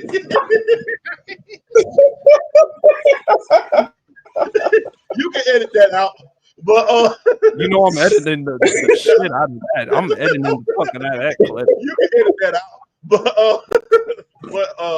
you know they got George Chitlins and right now looking like George Trippins nowadays. But I don't know what's going on. But let me get back into it. God. But you know you got George Pickens, man. Luckily you have another number one receiver. Hopefully you can give him the ball. That's the reason why you traded for him. And hopefully he can. You have two number one receivers. It's not one of those situations where you have a Michael Irvin and you have let's say a Patrick Creighton. You have two number one receivers. So with George Pickens being on the other side of that ball, this is your opportunity to help yourself. Look, Dallas. Look, y'all are in more trouble than a kid that just pulled a fire alarm in the principal's office. Y'all are more in trouble than a kid that just pulled a fire alarm in the principal's office. I would know because I was that child. So y'all are in trouble. Damn. Y'all were in trouble. So you better get it together real fast. Because look, the way y'all played yesterday, it don't look like y'all going anywhere fast. It look like y'all are the prime suspects for a number one overall pick. And that ain't saying much right about now because that quarterback class that everybody starts saying, tank for Arch. Yeah. Although I would say though, however, there are some other quarterbacks you could look at. Drew Allard. Unfortunately for my guy John Mateer, who's unfortunately had surgery on his right hand, but they say he may come back, so only time will tell. Plus, also too, there's some other interesting quarterbacks, but Champ, man, quarterbacks should not be their concern right now. That defense. And Matt Eberflus is running that defense. And they're giving up the fifth most points in the NFL so far. Only the Miami Dolphins, Baltimore Ravens, Tennessee Titans, and New York Jets. I'm sorry, scoring defense in terms of points per game. Only the Miami Dolphins, Baltimore Ravens, Tennessee Titans, New York Jets, Chicago Bears have given up more points per game than the Dallas Cowboys. Dallas has given up 30.7 points per game on offense. What you saw is another example, Champ, because you saw what happened last week when they went up against the New York Giants. Remember how Russ was torching that game? And we will talk about Russ later on the show. Remember how Russ was cooking in that game? Let Russ cook over 400 yards. Champ, they got the Green Bay Packers, in which we will discuss in our week 4 picks. But if they continuously giving up these types of performances, hell, they better off giving up government cheese. That's all I can say at this point. Dallas is in trouble, and I think that a lot of things is really, really going on that's really, really bad. And like I stated, you have to wonder if Jerry Jones said, look, the writing's on the wall at this point. The writing's on the wall. And if I don't do something drastic right now, then we're going to be in bad shape for a hell of a long time. Because even with Micah Parsons, they wasn't able to stop a nosebleed on that defense. Even with him. And he's like I keep saying about him, he's the modern day Derek Thomas. So even with him on the team, they had one of the best pass rushers in the league and a horrible defense. So you have to wonder if he saw the writing on the wall and just said, let me go ahead and let me do something drastic before I sign him, and it's really too late. Because if he would have signed him, more than likely they would have probably been above the salary cap and wouldn't have been able to sign anybody else. And then they would have been in purgatory for years if they had done that. So you have to wonder if Jerry saw the writing on the wall, saw where this team was heading as far as what was going on, and then, hey, said, I need to make a drastic change. Because this right here, it wasn't. And then you have a gauntlet of a schedule that's coming up. You have a gauntlet of a schedule that's going up. Now, not only do you have the Green Bay Packers coming up soon, you have the Green Bay Packers this week, and I'm looking. You have the Green Bay Packers this week. Then in a couple of weeks, you have the Commanders, you have the Broncos, you have the Cardinals, then you have the Raiders, then you have the Eagles, the Chiefs, and then down the stretch, you really got it bad. And the Great Worst Buster, you got it bad. Down the stretch, they have Detroit, Minnesota, Los Angeles, the Commanders, then the Giants. And the Giants are better than we all think they is. Hey, remember what I told you about Cam Scatterby? But yeah, it's looking bad. It's looking bad. And hey, I have to take a shot for you, Dallas, because man, it ain't looking good. BRF? Man, I ain't gonna lie. I was really on Chicago, specifically after what the New York Giants did to the Cowboys in that Sunday game, throwing on them the way they did. I was like, man, if you letting Russell Wilson throw on you like that, and then, man, I just felt it. I don't know why. I just felt it. Like, man, let me tell you something. If I was giving a fantasy football advice, I would have been like, man, if your quarterback, I'm telling y'all this, hey, if you're a fantasy football player and your quarterback playing the Dallas Cowboys defense this year, play that quarterback and don't think twice. Because the Cowboy pass defense is trash. They are awful. And they can't create a pass rush. They can't cover the pass defense. They can't do anything. That defense is just bad. So I was not shocked at all. I wasn't shocked at all. Chicago ran over them like that. I probably would have, I was on Chicago to win that game just because it went kind of like how I was thinking, like the matchups and just how Chicago likes to play. And Ben Johnson hadn't had that one game because, like Ben Johnson in Detroit, offense would just go off and run the other defense, would just run the other team off the field. And then he gets stupid and call these crazy little these gadget plays and kind of like trying to rub it in. And let me tell you something. I have never in my life seen a football lateral that high back, that far up in the air. I've never seen a lateral that high up in the air on a flea flicker. That right there let me know what type of game it was. If you letting the Chicago Bears get away with a lateral that high in the air and throwing it on you and just chunking it to the end zone, Caleb Williams chunking it to Luther Burden in the end zone for a touchdown off a flea flicker off a lateral that high, that tell me right there how piss poor your pass defense is. Just grade A dog water. They can't stop nothing. They can't stop anything. And Caleb Williams needed a game like that for his confidence, and especially with that offense like Rome Odunze, Luther Burden, Coastal Loveland, Cole Kmet, DeAndre Swift was running on Dallas that game. I mean, that was a complete Chicago Bear. That was a complete Chicago Bears team we saw on Sunday. Now the consistency is definitely up in the air, But for 1 week, it was good to see Chicago play like that, showing their kind of like their ceiling a little bit. That game against the Cowboys. I mean, just what can you say? What can you say about the Dallas Cowboys that ain't already been said? What can go wrong will go wrong.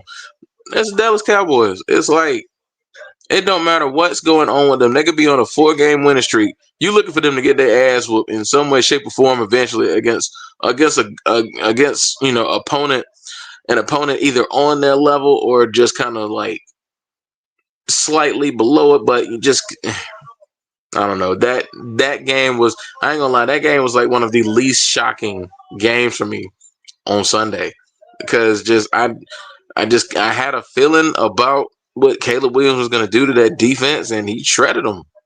So I wasn't shocked at all. I mean, just shout out like the creativity in the Chicago offense. You love to see it. Like the fleet and just Roma Dunce is just blossoming into a star like before our eyes. Luther Burden finally had his coming out party as a rookie. That touchdown on that flea flicker and like man, just I don't know. Like I said, I just don't know what you can say about the Dallas Cowboys pass defense that ain't already been said. They're awful, and they're gonna have a hard time trying to hang with teams with that kind of defense. They're gonna have a hard time trying to hang with them, and it's like you're expecting the Cowboys offense to go out and like, it's a shame you're expecting your team to go out and put 30 in, but yet your defense giving up like 35. Like you can't win like that in the league. You got to have some form of balance, and Dallas does not have that on the defensive side of the ball. They have a decent offense, but that defense is Basuto with a capital B, just that trash, just awful. They just awful. They awful. They're awful. Like people, like the defense wasn't good with Michael Parsons on it, and he can only do so much of his part. And now you take him away. Now you absolutely have no pass rush. How are you going to combat these offense you about to face in the coming weeks? Like I said it once and I'll say it again. If you play fantasy football, whether it's the teams like Yahoo and stuff like that, or if you play like FanDuel, DraftKings, and you playing like these little tournaments, these daily tournaments on Sundays, whatnot, trying to win you some money. If the Dallas Cowboys defense is on the slate, find the quarterback that's playing Dallas Cowboys defense and play him. I promise you.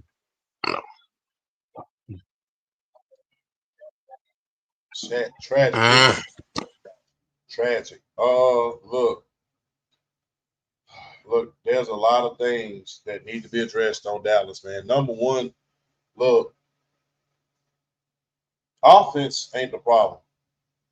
I think that they've done what they're supposed to on offense. Is when you can't stop anybody,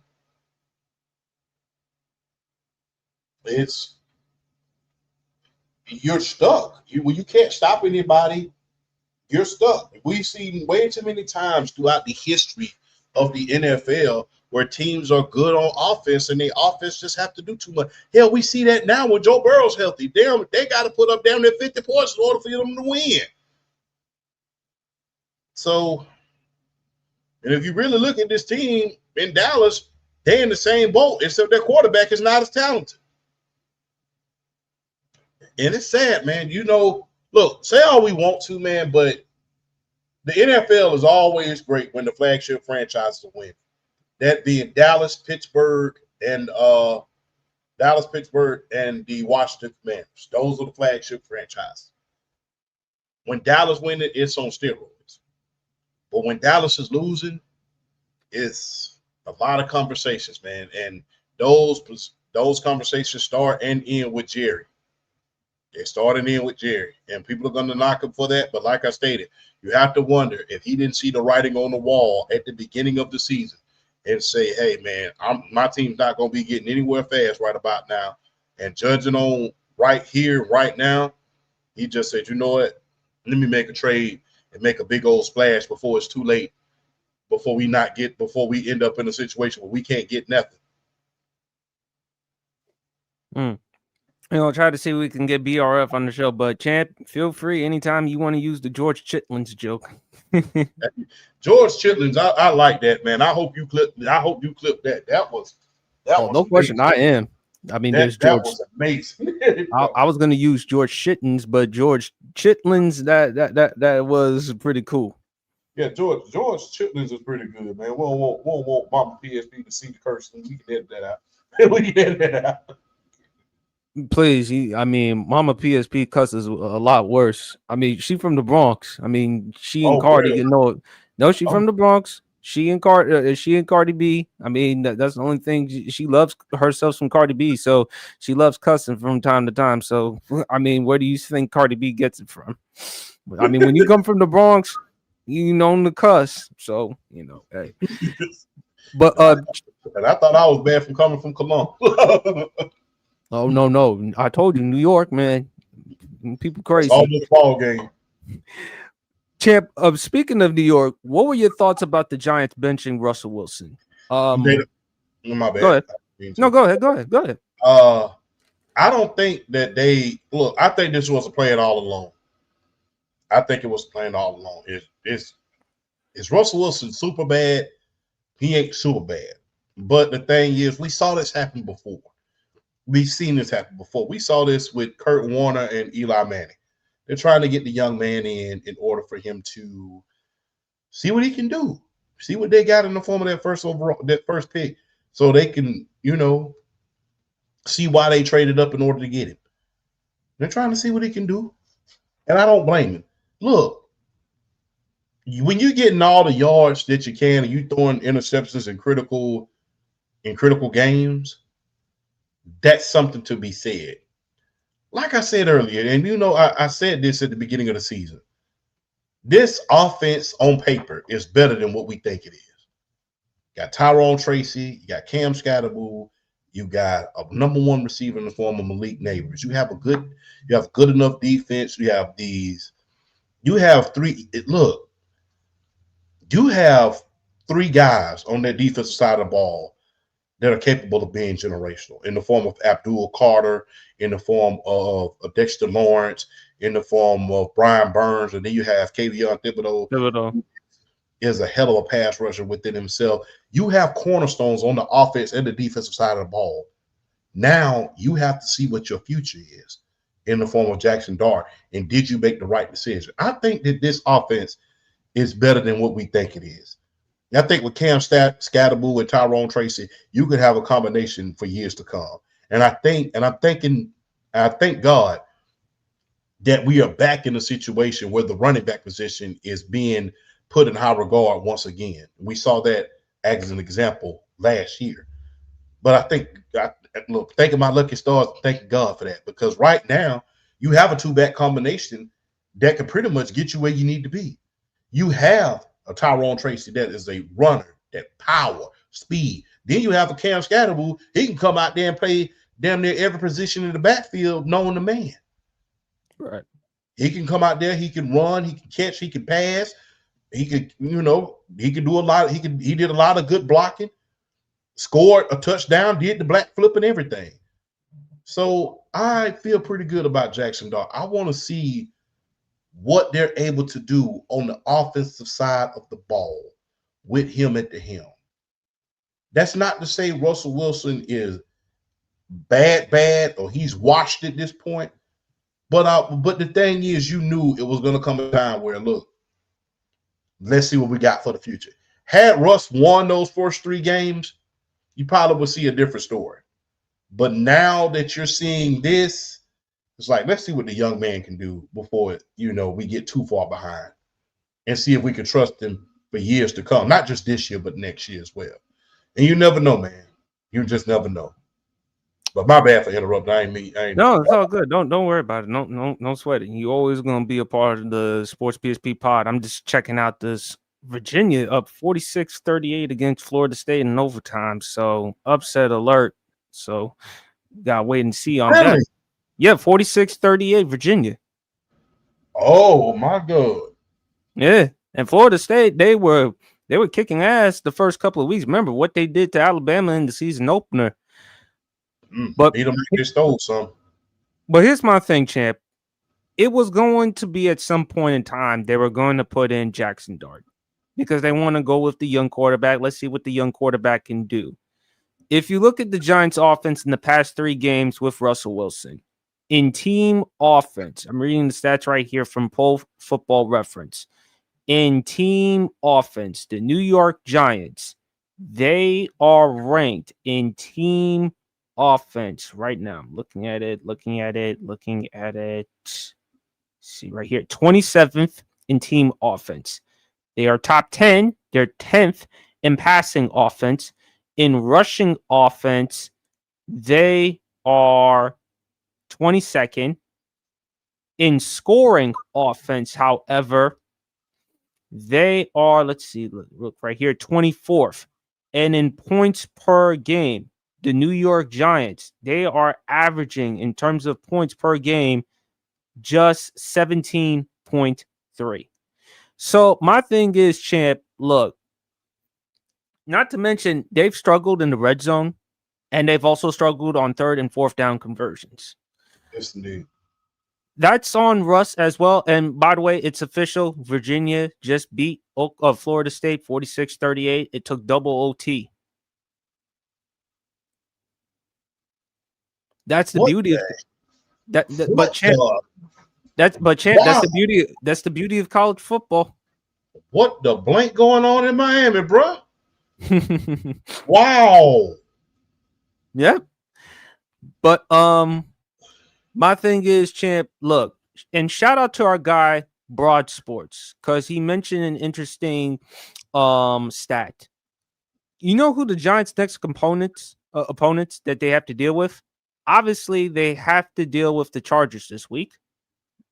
Then next week they got the Saints.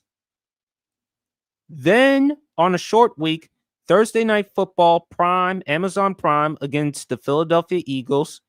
Then October 19th on the road to Denver to face the Denver Broncos. Then a week after that, they have to travel to Philadelphia to beat to play against the Eagles. And then after that, they got the Giants at home.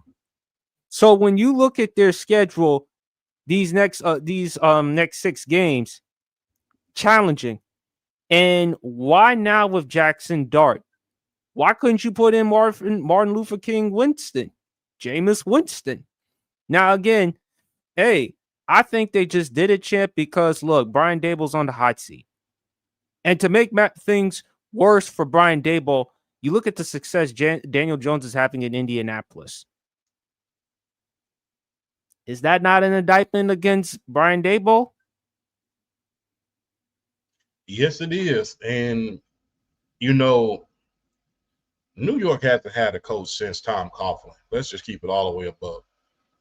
They haven't had a coach since Tom Coughlin that brought that mixture of order and enthusiasm. And I hate to repeat and regurgitate the same information from last week, but that's just what that is. There's a lot of coaches that are good offensive coordinators, but are not great head coaches. And we just have to face the facts about that. Brian Daboll got that job because of what he was able to do with Josh Allen. Unfortunately, it didn't translate to Daniel Jones. Daniel Jones went to Shane Steichen. Now he's looking like what they call him, Indiana Jones at this point. So, I mean, there's a lot of coordinators that didn't amount to too much when you put them out front in order for them to be head coaches. Not every offensive coordinator that did a good job with a quarterback is going to do a great job. Hell, look at North Turner when he went to Washington. He did a great job with Troy Aikman. Everybody thought that he was going to translate that by doing that with Heath Schuler. Nope. So it's just because you're a good quarterback coach, good offensive coordinator, doesn't necessarily mean you're a great head coach. And with them New York Lights, and another thing I could attribute to Daniel Jones, guess what? That New York media is not on your behind as much as it was before. You don't have that scrutiny of it being, playoff or bust, or you just being in the paper every single day about something. Indiana's a small market. Very, very humble and lovable fans up there. You don't have to worry about the scrutiny all the time. Plus, you're the underdog. Nobody expects anything from you. Nobody is expecting you to be the savior. You have great players around you. You have great head coaching. People are expecting you to be as good as you could be, but not be the savior. And I think that has something to do with his time in New York as well. But as far as Brian Daboll is concerned, yes, he's on the hot seat. Because not just because he's losing, is it just me or is he losing the players? Remember the incident with Malik Neighbors, the incident with his offensive line, 4 straight penalties in a row. 14 penalties they gave up in that game against the Dallas Cowboys. Yeah. And then the lineman, he pulled the lineman from the game because of all of those penalties. The lineman walked up on him like he was going to fight him. Tried to shake Malik Neighbors' hand. He didn't even want to shake his hand. Has he lost that locker room? Apparently so, because it doesn't seem like to me. And you look at it with the Daniel Jones situation with the Giants. That's on the Giants by not picking up his 5th-year option and paying him $40 million per year. And when you look at the Indianapolis Colts, they're right now leading atop of the AFC South Division. They're winning. They're succeeding. That's and again, when you look at how Daniel Jones is in ideal situations, that has to do with the organization. That has to do with coaching. That has to do with what's going on in Indy compared to New York, champ. And why now with Jackson Dart? Maybe they're just doing it because, again, they know they're on the hot seat. And if they have another lackluster season, then chances are they're going to be up out of here. And Brian Daboll, he's going to have to go back to being an offensive coordinator in the NFL, or maybe you have to go to college or something in order to improve his resume. Because right now at this juncture, it's not looking very good at all. So, no, indeed not. And like, but for Russ, and for Russ, you know, there's reports whether he could, if he's going to be traded. Russ handled it like a consummate professional. You know, he was like, you know what, I'm going to still support this team. I'm going to do whatever I can to support this team. But, hey, it is what it is. So, BRF, just to give you some context, we're just discussing the news about the New York Giants benching Russell Wilson in favor for Jackson Dart. What are your thoughts? It was a matter of time. And I think Russ, that performance against Dallas really, I think it just really bought him. Like, it bought him another week. But I mean, that, you know, that it was bound to happen, because Jackson Dart really showed he showed a lot in the preseason, and he showed the potential. He showed a little bit of what he could do, and it was a matter of time. And and you know, saying Russ's last performance against Kansas City, it was like it was bound to happen. So I'm not surprised. I'm not surprised the Giants are making this move now. It's kind of one of those situations where you invested a first round draft pick in Jackson Dart, so now you want to get a return on the investment. You want to see what he can bring to the table, and you kind of hope his athleticism, his arm talent. You hope it elevates the offense. It kind of allows that playbook to be open a little more, and you just want to see where it goes from week to week. I'm not surprised at all. They're making a move now. You do kind of hate it for Russ, because it's not like he was really playing terrible ball.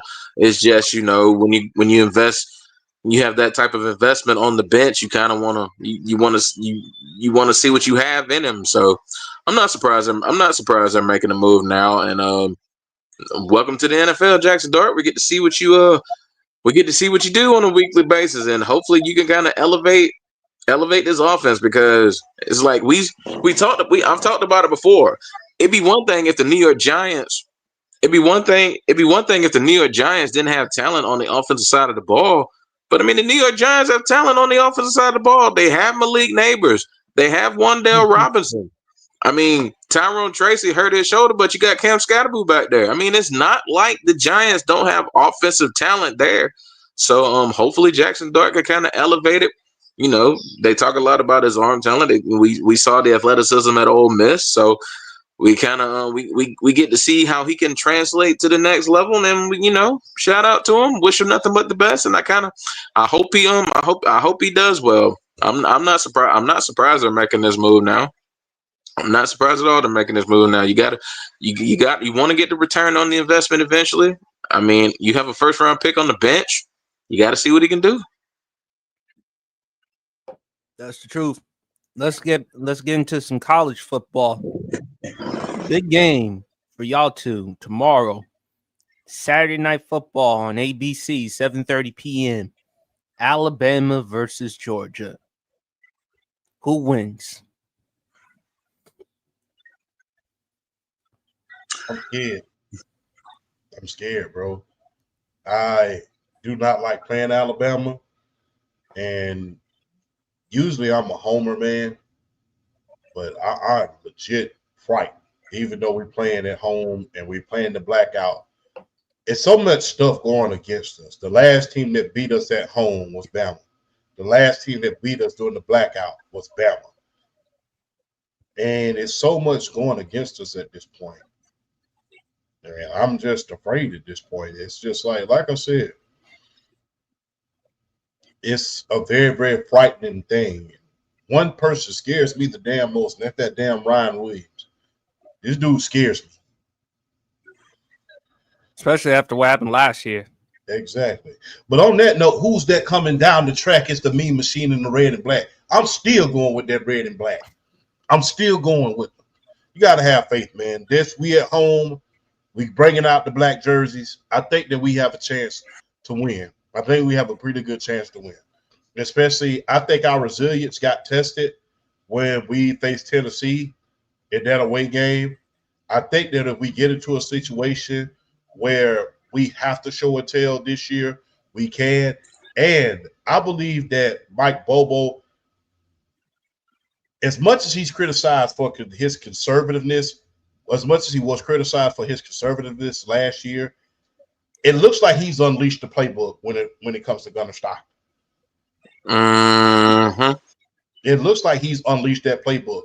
And Gunnar Stockton is able to make plays, and those receivers, they're holding on to the ball a hell of a lot better than they were last year. Sometimes the defense is on and off. I know that kind of scares me, but I think we have a legitimate chance in order to win this game. I think that we can win this game considering the things that we have there. Like I stated, if we still had Carson, I'll be even more afraid than I am now. I am afraid, however, I believe that we have a chance to win this game. So on that note, who's that hopping down the track? It's the Mean Machine in the red and black. Ain't nothing fonder in the land than the drunk up narcissist for Georgia fan. Go dogs, go dogs, go dogs, woof woof, bark bark. I'm going with them dogs. BRF? I expect an evenly matched game. And I mean, I said it after that week 1 performance, even though it was just Marshall. Gunnar Stockton is a better fit for Mike Bobo's offense and his scheme than Carson Beck was. I said it. Gunnar Stockton's a better fit.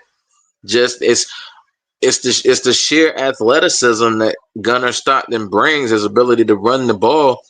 And I think he has a little bit of a stronger arm than Carson Beck. I think what I loved about Gunnar Stockton in that Tennessee game was his poise. I mean, let's face it. There are levels when it comes to college football stadiums. And there's like a handful of stadiums in college football that's like a death note, like a death certificate. Like you got Neyland, you got LSU, Death Valley, you got the Horseshoe, Ohio State, you got Happy Valley, Penn State. Yeah. I mean, there's the Big House in Michigan. I mean, there's just levels when it comes to certain stadiums. And Neyland's in that tier in terms of hardest places to play. That stadium packs 6 figures easy. Like I saw one point in that game, the sound level hit a decibel level of like 126, 127. Like ridiculous. ridiculous noise. And Gunnar Stockton, that's like looking the devil in the eye and smiling at him. The way Gunnar Stockton played in that game, his poise, his ability to still make plays under duress. That throw to London Humphreys in the corner of the end zone on that fourth down, that takes a serious set to make that type of throw in that type of situation with the game on the line, to drop it in the bucket like that. That was a pretty throw. That play, I felt, tells me that Gunnar Stockton's ready for any moment they throw in front of him. With that being said, though, moment. It could be a Heisman moment for him. It absolutely could be a Heisman moment if he builds on that and puts up crazy numbers and ultimately gets himself in Heisman consideration. That is most definitely a Heisman moment. With that being said, though, Alabama owns us in the regular season. Let's just keep it a buck. They own us in the regular season. The last time we blacked out Sanford Stadium was one of the worst ass whoopers I've ever seen in my life, what Alabama did to Georgia in that game. So Alabama just has this, it's like this Jedi mind trick they play with Georgia whenever they get them, whether it's a regular season or whether it's a big time situation like the SEC title, just anything of that nature. It's like Alabama just kind of has that kind of hex on us right now. So it's understandable why you would want to pick Alabama in this game, because outside of the national championship game in 2022, there's no evidence to show that Georgia can beat them. There's none. But with that being said, though, I think the Tennessee game was I feel like was the test that they needed to pass in order to set them up for the rest of the season. Sometimes it takes a win like that to be a catalyst for any team in order to get them propelled and get them rolling for the rest of the season. And Tennessee could be that for Georgia. Ryan Williams, I feel like, is the next most talented wide receiver. Ryan Williams, to me, is the most talented receiver in college football, not named Jeremiah Smith. I mean, that's just how I feel. Point blank. Period. Ryan Williams is the SEC counter to Jeremiah Smith in terms of his just sheer ability at the wide receiver position. So Georgia's definitely gonna have a hard time trying to contain him because that pass defense ain't been that great. So Georgia's gonna have a time with this passing game.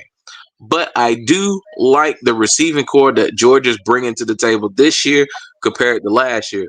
With the Kobe Young, with the London Humphreys, with the Zachariah Branch. They have guys, especially Zachariah Branch, the playmaking ability that he brings to the table with his speed, not to mention the hands he has. He has really, really good hands for a guy with his stature and his ability to just game break. He has really good hands. And I mean, you have Lawson Lucky, you have Oscar Delp at the tight end. You still got Nate Frazier. You got those running backs. Like I said, Alabama should come in with all the confidence in the world in this game because they know they've had Georgia's number. They should have every right to come into this game full of confidence in the world. But with that being said, I'm picking Georgia in this game because I think the Tennessee game awoken them, really showed them what they need to do in high pressure situations, and I think they will finally step up to the Alabama challenge, and I think they will finally take them down in the regular season. I got Georgia winning this one, and I think the key is just with Gunnar Stockton. As long as he doesn't make mistakes, I think he'll be fine. Use his legs, unlike with Carson Beck. And he has a strong enough arm. This could be a big statement game for him. It could actually elevate his chances as far as with the Heisman, because coming off 2 back-to-back victories against top 10 teams in Tennessee, back-to-back SEC teams against Tennessee and Alabama. They had a week off. So let's see how Georgia is prepared. Alabama's record against Georgia, 44-26, I think. But this could end. And hopefully for UGA, and again, Alabama, Ty Simpson, Jesse Palmer said it, the best thing you can do if you're Georgia, put pressure on him. Just don't keep him in the pocket too long, because when he's in that pocket a little too long, he's going to pick him apart. And lately, he's been playing better than the last game against Boston College. So I think is, for me, if you're Georgia, you should win this one. All right, fellas, let's go to our NFL picks. We got to keep it real short and quick. The one on Sunday morning, Vikings at Steelers. Who wins that one? I'm gonna go Minnesota. The Vikings. Minnesota's a 2.5-point favorite. And again, they're coming off a dominant victory last week against the Cincinnati Bengals. Shout out to Isaiah Rodgers. I mean, do you know he scored more touchdowns than the Falcons, than a lot of other teams in the NFL? Mm-hmm. So, and again, Aaron Rodgers, we'll see. You barely survived last week against New England Patriots.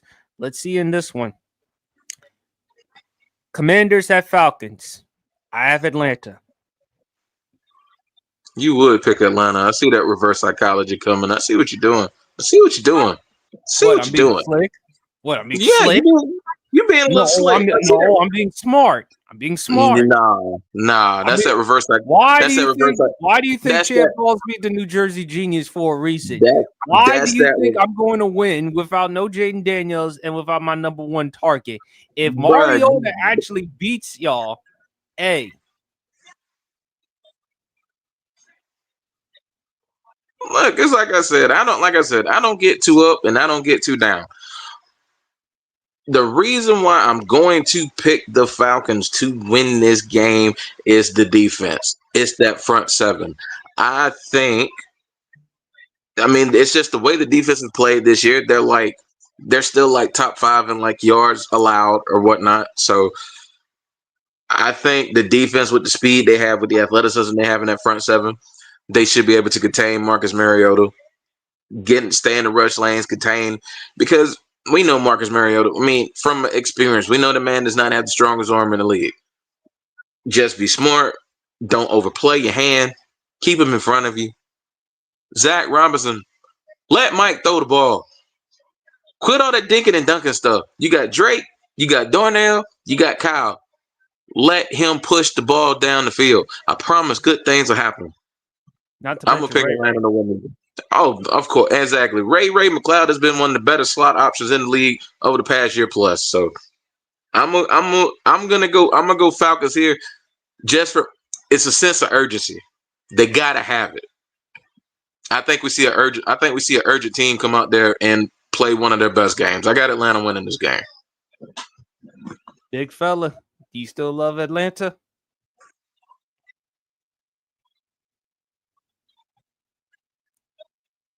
FILA.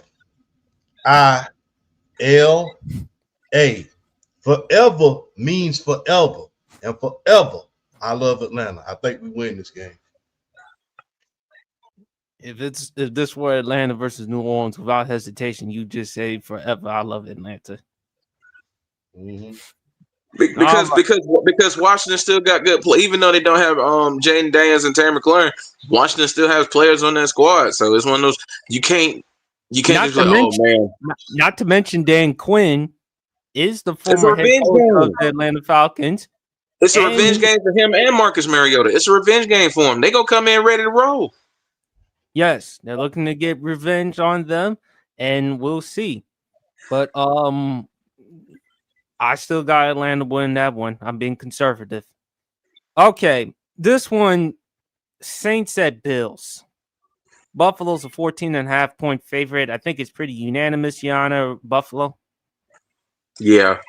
Francis want the Buffalo. Now, this is an interesting one.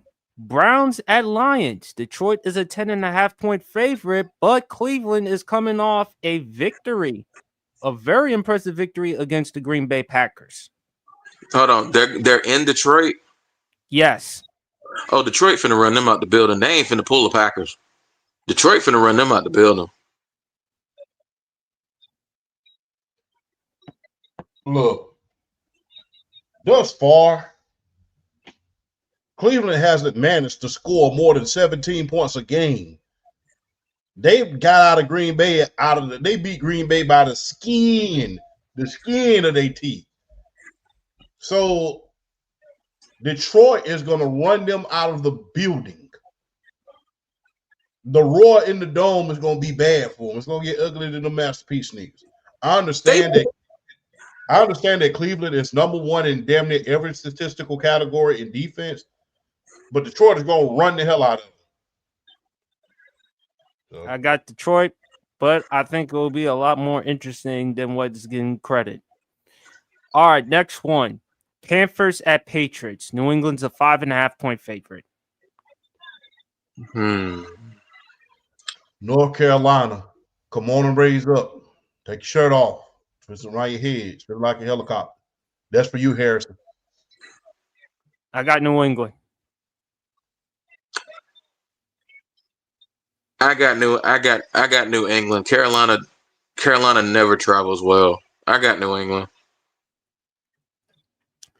Chargers at Giants. Chargers.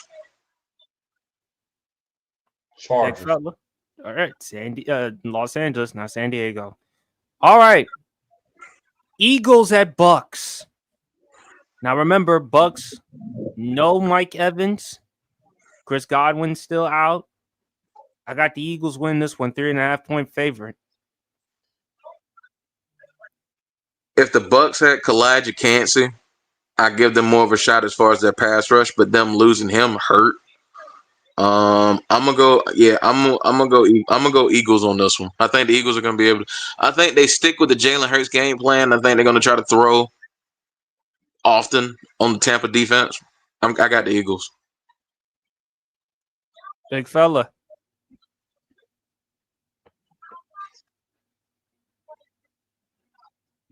I'm just playing Philadelphia. The board is unanimous, Your Honor. I wouldn't be surprised if Baker Mayfield pulls off this upset, though. The Bucks are a good team. They're a good team. I wouldn't be surprised at all if they beat the Eagles. The Bucks are a good team still. Yep.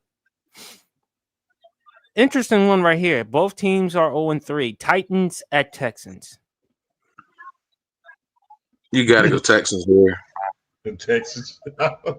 It's kind of like it's kind of like saying you want shit or boo boo. I mean, at this point, it just kind of happens. It's like you want shit or boo boo. That's just how. You could have said chitlins or pig's feet. Boy. I'm gonna go with the Titans. I'm gonna go with the Titans for the upset. Oh my God, this is a hell of a game right here. Colts at Rams. Rams are a 3.5-point favorite. Ooh.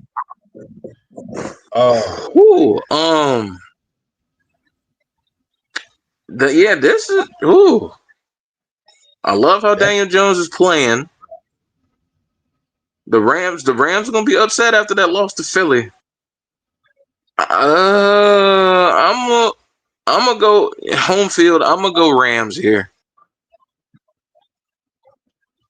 Rams, because I don't see Daniel Jones keeping this level of play that long. He gonna have his hands full with their defense. With Curse in them. Yeah, he gonna have his hands full. But I'm gonna take Indiana Jones with the upset. All right, I'll give you that. Yep. Not mad at it. Not mad at all. Jacksonville at San Francisco. San Francisco's a 3.5-point favorite. And for those who may not know, Brock Purdy will be starting. I did it all for San Francisco. Don't take San Fran. Yeah, gotta go 49ers here. San Fran. America's game of the week. One of America's games of the weeks. Baltimore at Kansas City. Baltimore is a 2.5-point favorite. Although Kansas City's offense has looked relatively pedestrian, but Baltimore's defense has been awful lately. Kansas City's getting Kansas City's getting Xavier Worthy back for this game too. You gave up. Remember, again in that victory, in that loss against the Buffalo Bills, you let the Bills come back from a 15-point deficit in which Josh Allen torched them in the fourth quarter by throwing for over 200 yards. And then, needless to say, what we saw from the Lions Monday night at Baltimore. And Derrick Henry, he's got to do a better job taking care of that football because the fumbling has been an issue for him lately. I have Baltimore win this one 27-17.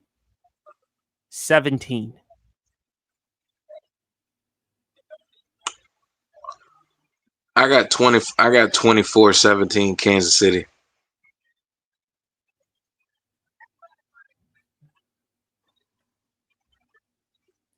Sergeant Rhodes, this one's for you, brother. I'm taking your Baltimore Ravens. All right.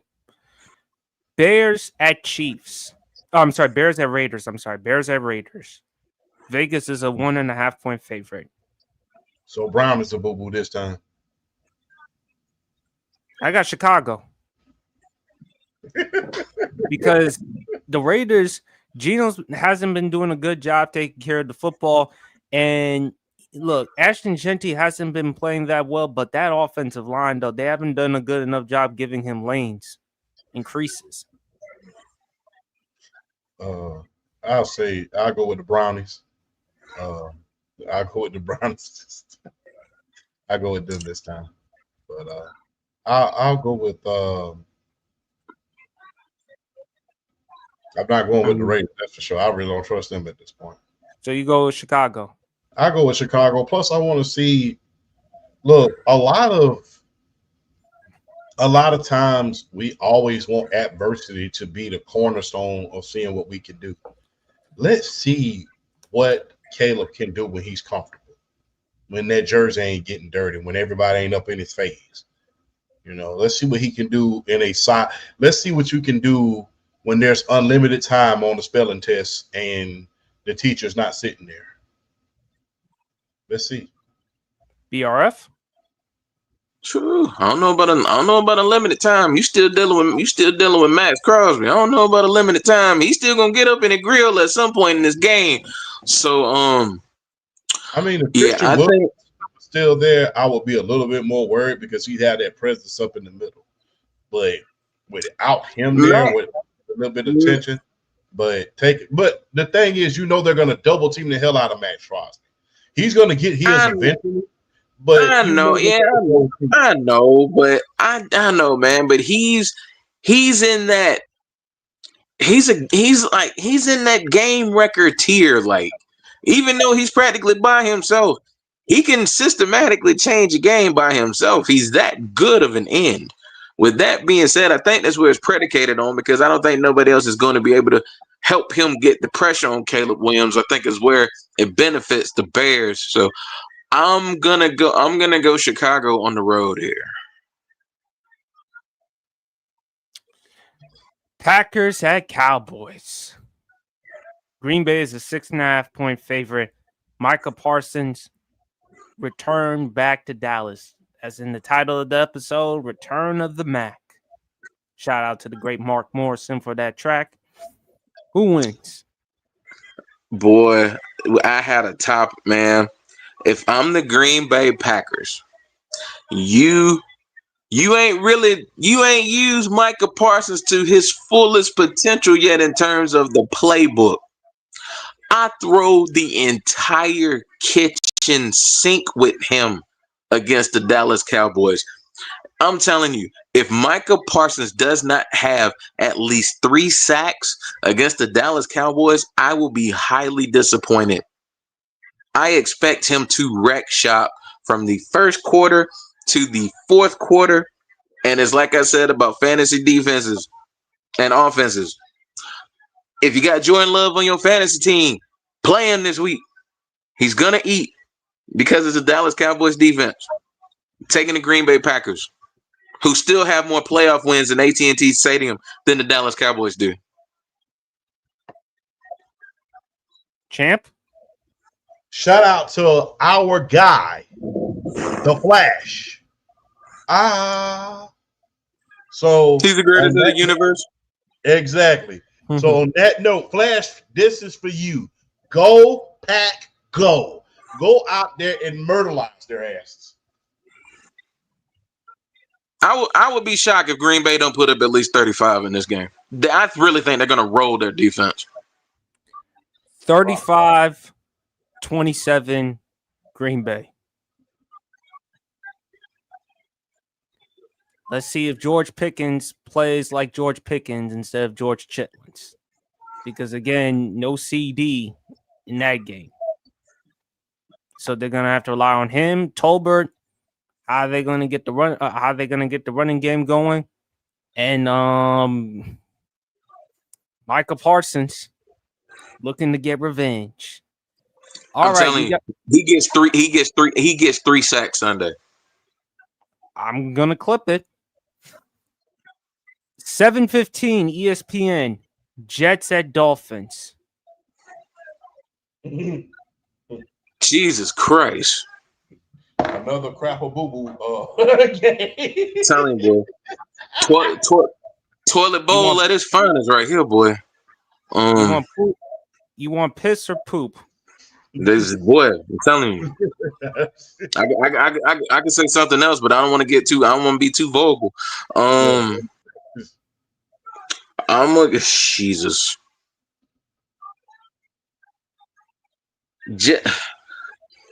I'm gonna. Oh gosh, it's hard. I don't know. Holiday. I'll go with Miami. I'll go with Miami on this one. I will too. They got the home field. Do something for a week. I'm gonna go Miami. But this could be one of them games Justin Fields go for like.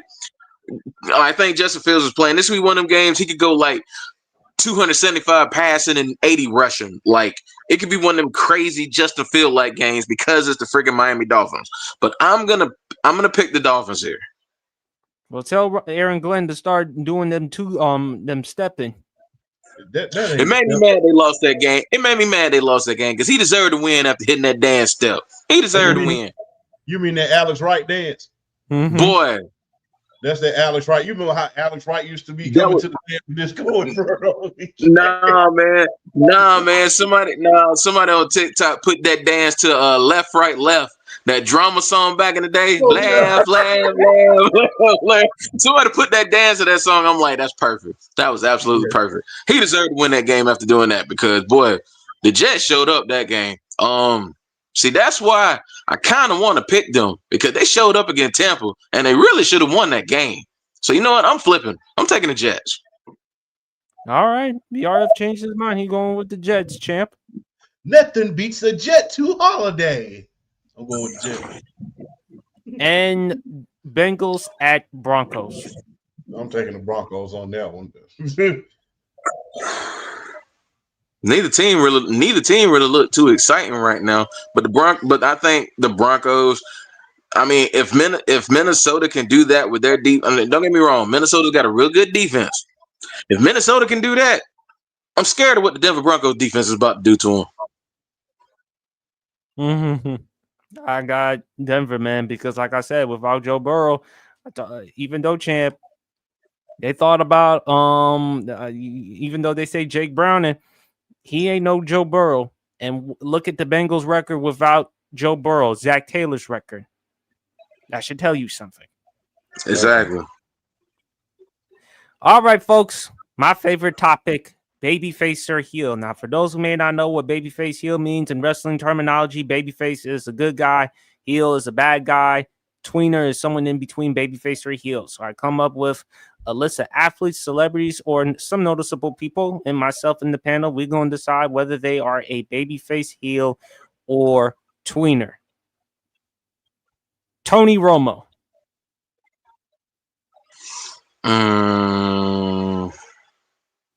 Babyface.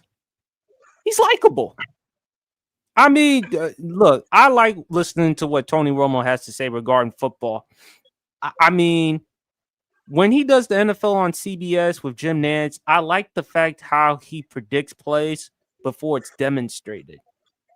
That's what's so unique about with Tony Romo. And plus, he gives off so much enthusiasm. And that's what I like about Tony Romo.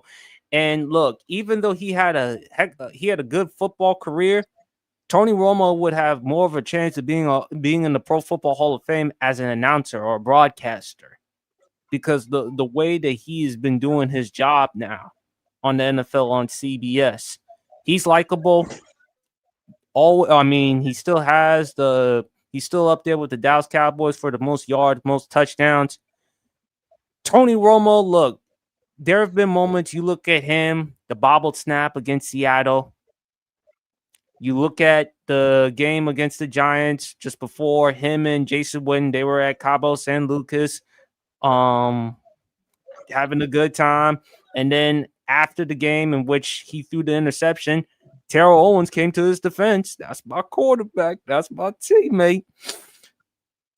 Tony Romo is an example of, man, he was a really good quarterback. What could have been for Tony Romo? Because it always goes back to me with that Denver game. 506 passing yards, 5 touchdowns. Statistically, Tony Romo's best game of his career, but ended off that game with that one ugly interception. Believe it or not, he outplayed Peyton Manning throughout, mostly in that game. Mm-hmm. When you look at Tony Romo, he's a top 10 quarterback. I think he got too much blame and criticism because they looked at him not being able to step up in clutch moments, the Jessica Simpson situation. But Jerry Jones, early on in his career, he should have gotten him an offensive line, because had you done that, Tony Romo would have lasted longer. And Tony Romo wouldn't have to retire at 36, 37. And plus, when Dak Prescott was on that great rookie year, it took every bit of Tony Romo to acknowledge Dak is our guy. And it took an awful lot for Tony Romo to swallow his pride and say, you know what? Even though I would love to be playing on that field, even though I would love to be the quarterback for the Dallas Cowboys, Dak Prescott has earned that right. He said it himself. Football's a meritocracy. You aren't handed everything. It's earned. And when you look at Tony and his career, great guy, no off the field issues, loves golf, loves basketball, very fun, very relatable guy. I say babyface. I'll say babyface too. He was probably, in terms of, even though I give the Dallas Cowboys hell because of that NFC Championship stat, where every team except them has been back to the NFC Championship game since 1996. As much as I give them crap about that stat, there was one guy I did root for the Dallas Cowboys to get to an NFC Championship game, and it was Tony Romo. Not even gonna lie, because Tony Romo really epitomized what that franchise was like in those kind of early mid 2000s, like peak, like especially those mid 2000 teams, like peak Dallas Cowboys, when they could really, like, when they could have seriously made a couple of NFC title games. And it's just it was, you hated he never got there, but he's a baby face because he's likable. He has a passion for the game, whether he's a quarterback, whether he's an announcer. I mean, he's very engaging, and I mean, he seems to me like the type that would never duck out, would never back out of a conversation, would never duck out on a conversation, open and willing to just talk about any and everything, life, football.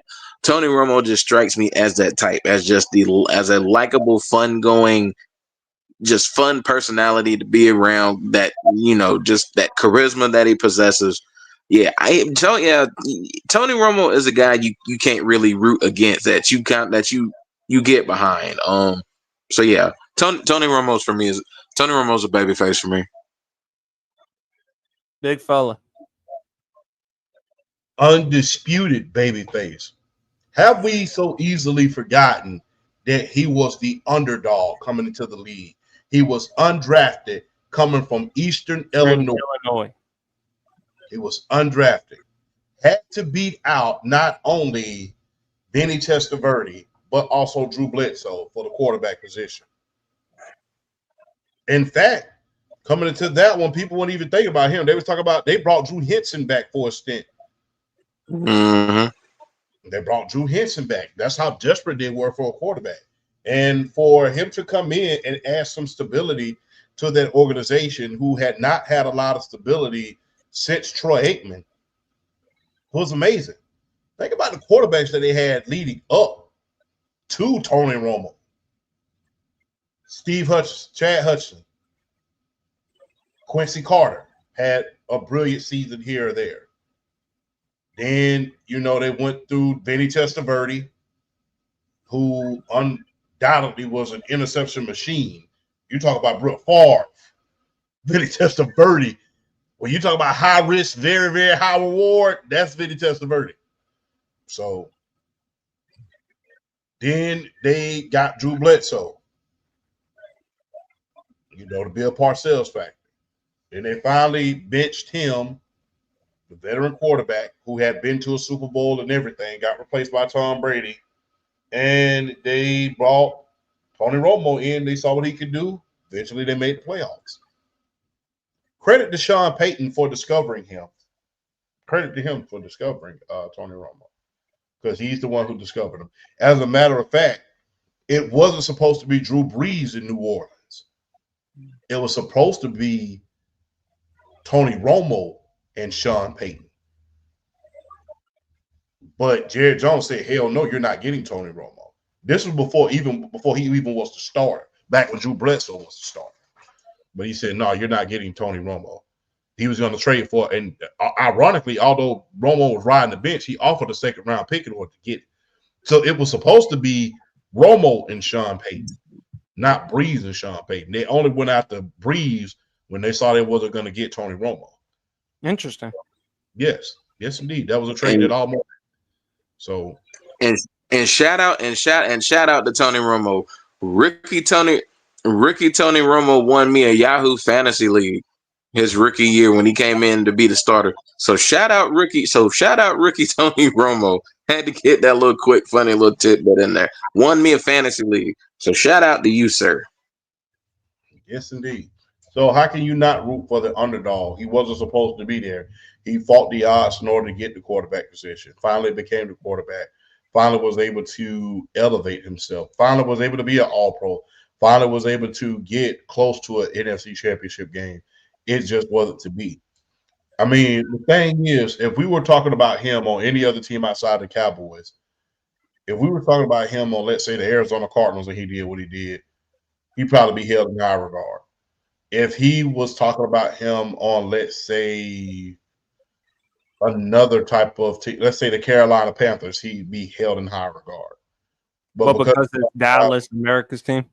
But because he was on the Cowboys, people kind of, the spotlight is on you times a million in Dallas, just like it is in the Los Angeles Lakers franchise. So, unfortunately, he has to deal with that. And unfortunately, look, you got to, there's a lot of stuff you have to deal with when you're in Dallas. That's the criticism of losing and the spotlight Jerry Jones have, and following in the footsteps of the expectation of being a star back, of being a Troy Aikman. Unfortunately, that's what comes with the territory. So when you think about that, I will put him as a undisputed babyface. He's an undisputed babyface. Underdog to starting quarterback of the most recognized franchise in league history. He was an underdog first. He wasn't the big dog. He wasn't the number one overall pick. His criticism was equal to that of a first overall pick. And he was undrafted coming out of Eastern Illinois. Was discovered by Sean Payton. Won the starting job over a veteran quarterback, that being in Drew Bledsoe. Was able to lead them to a playoff win. And was able to have some brilliant seasons. And like I stated, if he's playing for any other team outside of the Dallas Cowboys, are we holding some of those bad things against him? Probably not. We understand that his talent is great. He provided stability for that organization at the quarterback position when they had none. And look, just like BRF said, the way he handled himself professionally, which, like I stated earlier, that goes back to what I stated earlier. It takes a leader to understand when it's time to take a step back. And the fact that he was a leader and understood that it was time to take a step back, that says a lot about your character and a lot about your morals. So I would say undisputed babyface for Tony Romo, man. All right, this one is a conflicting one for me because he used to play for my team. Bob Griffin, better known as Robert Griffin III, RG3. Next. I'll say Tweener, man. I'll say Tweener. I won't give him I'm not going to give him a lot of hell because for every one bad thing that he's criticized of saying, he said a hell of a lot of good things. I'll never forget when they was talking about him and when they was criticizing one of the players for not putting up when they was criticizing Lamar Jackson. I'll never forget when they was criticizing Lamar Jackson for doing his contract year of not getting on the field. And they said, well, if he's injured, put a brace on that thing. And he was like, that was Michael. Yeah, Michael Vick. Yeah, Michael Vick. He was like, no, we're not doing that. They're not doing that. So, and he really, really stood up for him. And he really, really stood up for him. To validate that, champ, he also commended Washington for not rushing Jaden Daniels to play. Yes, indeed. He also commended them for not doing that. So I think that he gets that's bad. But, the Feast of Corey is hurt, guys. But so let's hope that's not serious. But back to the lecture at hand, we'll cover the W at another time. Then the coach damn near got the fight on the court for the Minnesota Lynx. That was crazy, but my star player goes out, and yeah. I will say this: for every one thing for that one big thing that he was criticized of, he said regarding the WNBA, Angel Reese. Yeah, regarding the W, and look, I'm gonna just say it. If it had been any other player, would we have had strong criticism for it? Probably not. But because of a lot of the controversy that stems from Angel Reese's name, that she gets already, and she's already getting, that's why a lot of fans came to her rescue, including myself. But for every one bad thing he may have said, from every one hot take he may have said, I think he said a lot of great things as well. Plus, he was a hell of a ball player. I understand that he has some weird ass ways about himself, to say the least. All them damn milk jokes and weird. Look, I'm going to be kind. I'm going to be kind today. I said, that's your problem. You're too damn kind. I told the Lord today I was going to be kind, so I'm going to be kind today. But yeah, I'm not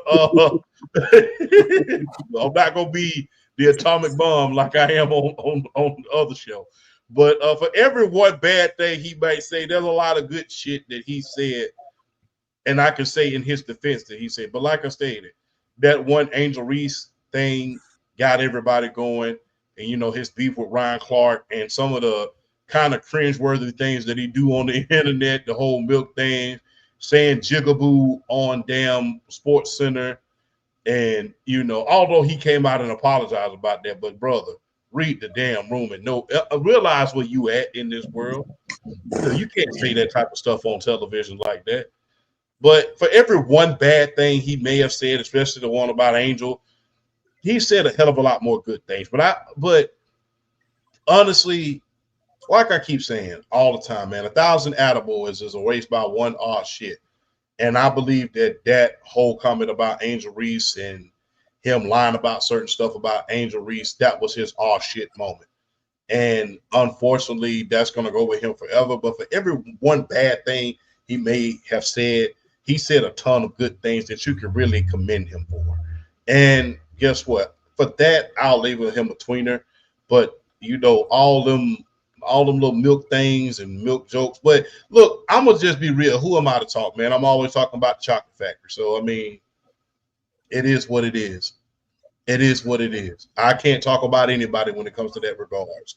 So hey, every time you look at my story, if you know, I got the chocolate in the story. So I really can't talk about RG3 when it comes to the milk, because hey, you should talk to D about that because she sent you something. don't put business out in front of company. Don't put business out in front of company. But yeah, shout out to D, by the way. I was in the middle of a project when that went on, and that was the most funniest, most craziest things I have experienced. And for me to open up the phone, I'm thinking it's going to be something funny, because usually, it's something motivational. You know what I'm saying? I'm like, okay, let me see what motivation is. And they're like, yeah, that's a different type of motivation right there. But it was good though. 10 out of 10. must have it again. But I can't get mad at RG3 because he's the kind of awkward fella he's kind of awkward, But like I said, for every one bad thing he may have said, there's several good takes that he's had. And unfortunately, people are going to hold that one thing against him. And, when you say one bad thing, unfortunately, that gets the headlines versus 1,000 good things you can do. You can walk around the corner and help. You can go around the corner, help old people with their groceries, help children, open up programs. But then you go outside and beat up some guy with a stick, and all of a sudden you're the greatest man to love. But you're the most hated man alive. But yeah. But like Dwayne said, a lot of those milk jokes and stuff like that is kind of weird, man. I know I joke a lot about certain things but when the way he says and the way he looks and all them old ugly ass outfits he be wearing on that look like he finna go to a country club and play pickleball. I mean, it's weird. It's cringeworthy. Champ, you could say corny. I mean, if people talk about Russell Wilson being corny, what do you think of RG3? I don't think Russell's corny, to be honest with you. I really think that he's a mild-mannered cat, and people don't understand. Did you not see them Subway commercials that he did? I understand that, but the thing is, we live in a Mr. culture Unlimited. Yeah, but I'm getting paid for that. But they paying me to do that. But I don't think. Okay. Because I'm getting paid because I got a supermodel wife in Sierra. Hey, it's all good.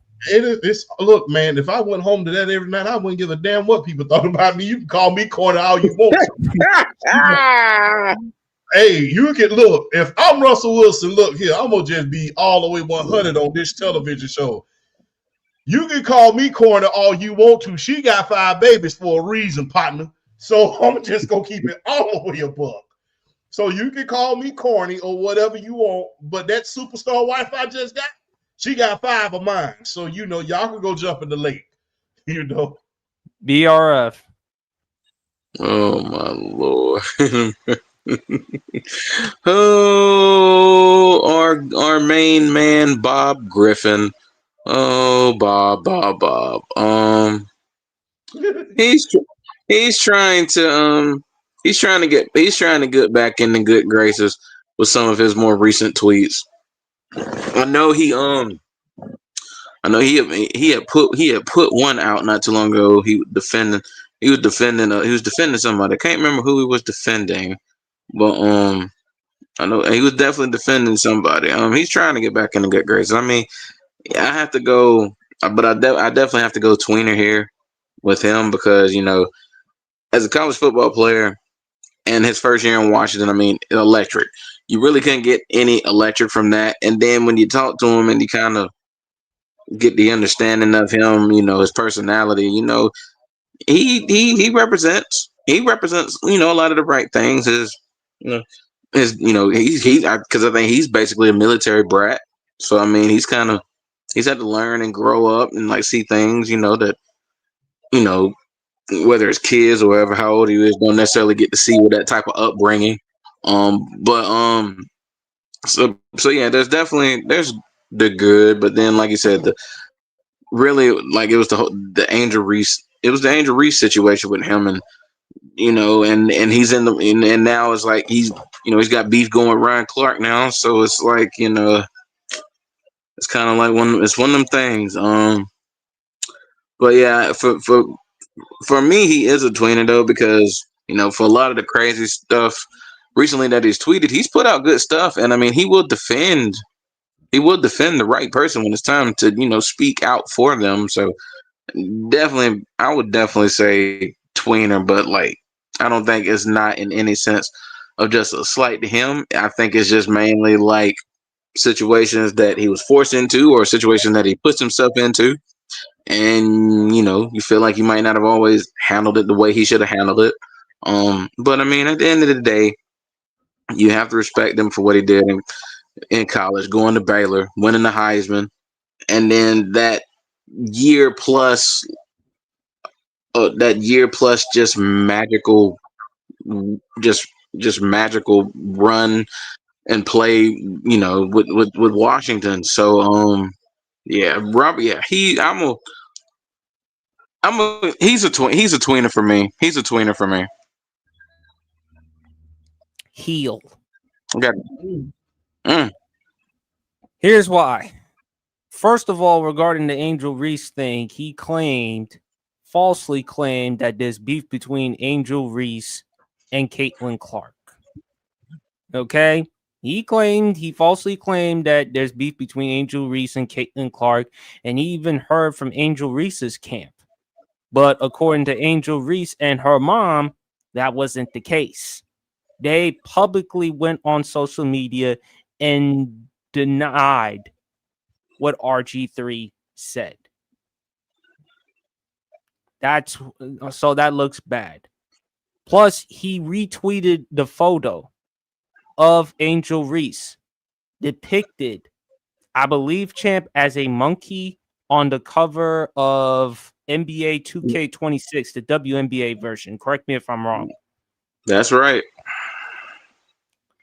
My thing with RG3, he could have just condemned the tweet.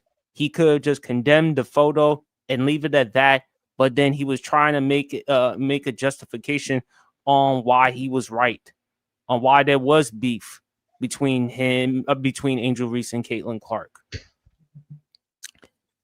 You mentioned Washington. I mean, he was in his first year in Washington, and I will say this as a Commanders fan, he was electric. He won Offensive Rookie of the Year. He helped Washington win the division. They were 3-6 at one point during that season, and then we ended up going 10-6. And then he was never the same. Whether it was injuries, plus champ, it was also reported that he wanted to change the offense. He and his father, they spoke to Washington, and they said, we're done. We don't want to run the spread offense anymore. We want to be Peyton Manning. We want to be a traditional drop back pocket passer. Yeah, I remember that. And that's not RG3's strong suit. His RG3, in my opinion, you see how Lamar Jackson is playing right now? That's exactly what RG3 would have been. Had it not been for injuries and had he sticked with the offense that best suited him. Even though I admire him improving as a pocket passer, because eventually when your athleticism drops, you have to rely on other components in your game or to your arsenal. And although I respect and admire that with RG3, you're going away from the offense that best suited you. That was the spread offense that all Brawls ran at Baylor. And look, it was also reported, I believe Stephen A. Smith, Mike Shanahan didn't want RG3. He actually wanted Kirk Cousins. If you Google it right now, champ, according to Stephen A. Smith, he heard from his sources that Mike Shanahan did not want to draft Robert Griffin III. He was actually willing to hold on to that pick. Washington had the 6th overall pick. They moved up in the draft from the 6th to the number 2 overall pick to take RG3. According to Stephen A. Smith, Mike Shanahan was willing to hold on to his pick and draft Ryan Tannehill out of Texas A&M. And look, Mike, and look, for RG3, he had a lot for his factor because he not only had Mike Shanahan, he also had Kyle Shanahan. Think of the coaches that have come from Washington that are successful. Kyle Shanahan, Sean McVay, Mike McDaniel, Daniel. And this was under the Dan Snyder stewardship. Thank you, Dan Snyder, for fucking sabotaging that franchise. Thank God your ass is no longer there anymore, but I digress. But also, and another reason why I say heel, Rob Parker. What were the comments? What were the and shout out to our guy, Fun Football Podcast. Shout him out. Please go check him out. He does a great job with his podcast, and also he's a diehard Green Bay Packers fan. Remember Champ BRF, and I'm sorry, I have to bring this up. Remember what Rob Parker said on ESPN that led to his departure about RG3? Is he a brother or a cornball brother? And when you see the things that RG3 has been doing on social media, particularly milk and a lot of other stuff, there's credence to what Rob Parker alluded to. Rob Parker did call it, and it eventually cost him his job from ESPN. It took him a while for him to get back to the media to get to now go to Fox Sports. Yeah, I mean, to your point, there's a lot of things that he has done that makes me kind of question him. Definitely Fun Football. But like I said, for every one bad thing that he said, particularly with the Angel Reese situation, he said several good ones. I agree with you wholeheartedly, man. Cut out the damn milk jokes. Nobody wants to hear that shit all the time. I understand. I get it. When you have a girl, you have a wife, especially when you have a wife, you want to big her up and you want to show the world that you love her as much as possible. To which Ryan Clark, I'm sorry to interrupt you, champ.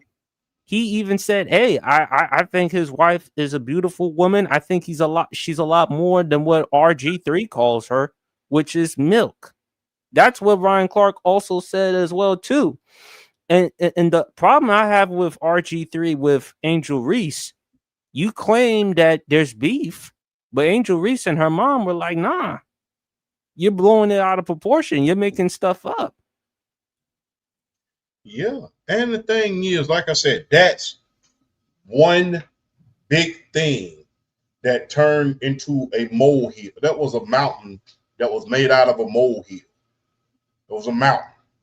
And like I stated, it was because how Angel Reese is viewed in the media. That's because of, a lot of different factors, which we won't go into. But the thing is, for that one big thing, there's been several other things that he got right. Unfortunately, we're going to remember. Unfortunately, when you live a life of peace, the only moments that people are going to remember is the chaos. And that was his moment of chaos. Now, as far as the milk is concerned, is it weird? Hell yes, it is. Would I do it? No. But the thing is, for every one bad thing that he's probably said, it was a good thing. And you got to think about it. Mike Shanahan didn't last but a few years as the Washington Commanders head coach. Then he had Dre Gruden, who wasn't worth the salt and the bread as a coach.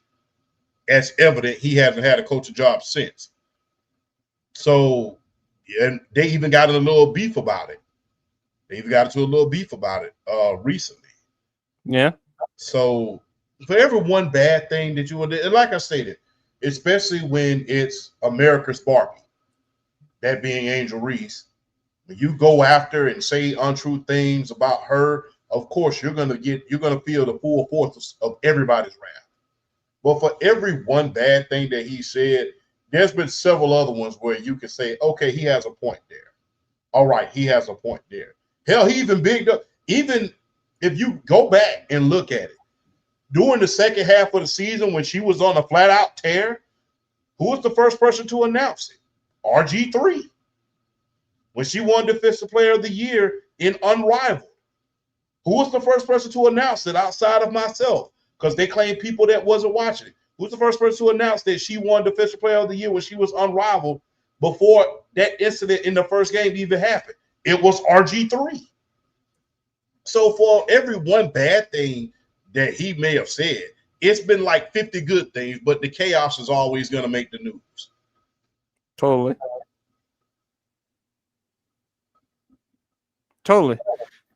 But unfortunately, champ, people are going to remember nowadays with social media, people are going to remember more of the bad than the good. And sadly, with RG3, he did that to himself. He should have been more careful with what he said and what he thought. Only good thing I can say out of RG3, he ain't nothing worse than Jason Whitlock. That's a different ballgame. Because, I mean, hell, you've said it before, champ. Your worst fear, your nightmare is to be mentioned Jason Whitlock. You said you would stop doing content, podcasting, and all that stuff if you were ever mentioned in the same sentence as Jason Whitlock. And I would quit on the spot. I would not want to be mentioned in that, because if that starts happening, then I feel like I wouldn't be doing my job correctly. And that's a big blow. If that ever happened, I'm like, I'm not doing my job correctly. Let me stop before I put myself in a hole. So that's just that's just my assessment, because guess what? I don't want anybody to ever, I put a footprint as far as sports, and your name goes a long way. But when you get tied up into situations where you're being compared to very, very controversial journalists, then guess what? I don't want my name to be carried with controversy. I want my name to be carried with merit, with honor, integrity, and knowing what the blank I'm talking about, not for controversy, just spewing ghostwritten stuff out of my face. So that's why I always said that I would quit, because I'm like, yes, I'm not doing something right then. Yeah, I don't think you need to worry about that, champ. Look, people are going to say ridiculous things. At the end of the day, you just got to keep on going. Keep on going. I have an interesting one for babyface or heel. Cardi B. You know what? Oh, babyface. You know what? I'm going to say babyface, man. I'm for a lot of reasons, but sexiness, unapologetic, driven, determined. She's got 4 kids. She's about to have 4 kids. She doesn't care if how many men she's with. Hey, she's gonna be happy and living her best life. And just like us, champ, she's a Libra. Yeah, I didn't know that. I did not know that. Yeah, she's a Libra. I did not know that, man. But look, man, did you see that dress she had on? Yes. That was amazing, wasn't it? That was amazing, wasn't it? But you're too busy fantasizing about her and Joy Taylor. I mean, you got 2 peanut butter skins. I mean, look, can you blame me, man? Did you see that? I mean, I'm just asking, did you see that? What's next? Do I have to bring in WWE Lash? I got to show photos of Lash. I got to show you. Jakira Jackson is cool. Well, her name's Myra Shade now, but yeah, I mean, Myra Shade now. You can bring in. You want Lola Vice? You want Jada Parker? Yeah, all of them. Bring them all. But what are you, the Black Hugh Hefner? No, never mind. I was about to say something, but I remember this is for the kids. But all you need is a mansion and the bathrobe, and you good. Oh no, man, we're not taking them to Playboy Mansion. We taking them to the studio. But we taking them to the studio, man. But look, I'm just gonna keep it all the way 100, man. Look, I like the ratchetness. I like all of that, man. I like the whole be who you are. Look, be who you are. Like I always say, man, just because the masses don't like it doesn't mean it's wrong. People are going to give her flack for Stephon Diggs situations or whatever. I don't look. when people, I'm gonna just be real. Everybody is not gonna be nice, and everybody's not gonna do things by the book. Do I do things? Do I try to do things by the book? Yes, I do. But do I blame somebody for going out there and getting theirs when you got done wrong? Hell no, I don't. Because guess what? Just because you get just people are gonna give you flack about something every day. Because when somebody else was doing their thing, nobody said a word. She go out there and do her thing, everybody got something to say. It is what it is. I mean, and the thing is, guess what? I don't blame you. Look, you're gonna go and do your thing. I'm gonna go do mine too. It is what it is. Good, bad, right or wrong, right or indifferent. If you feel the need to make your moves by yourself, then guess what? Don't get mad at somebody else when they make a move. I mean, that's just the law. That's just the law of the land. The first law of nature is self-preservation. That's the first law of nature. You have to preserve self first.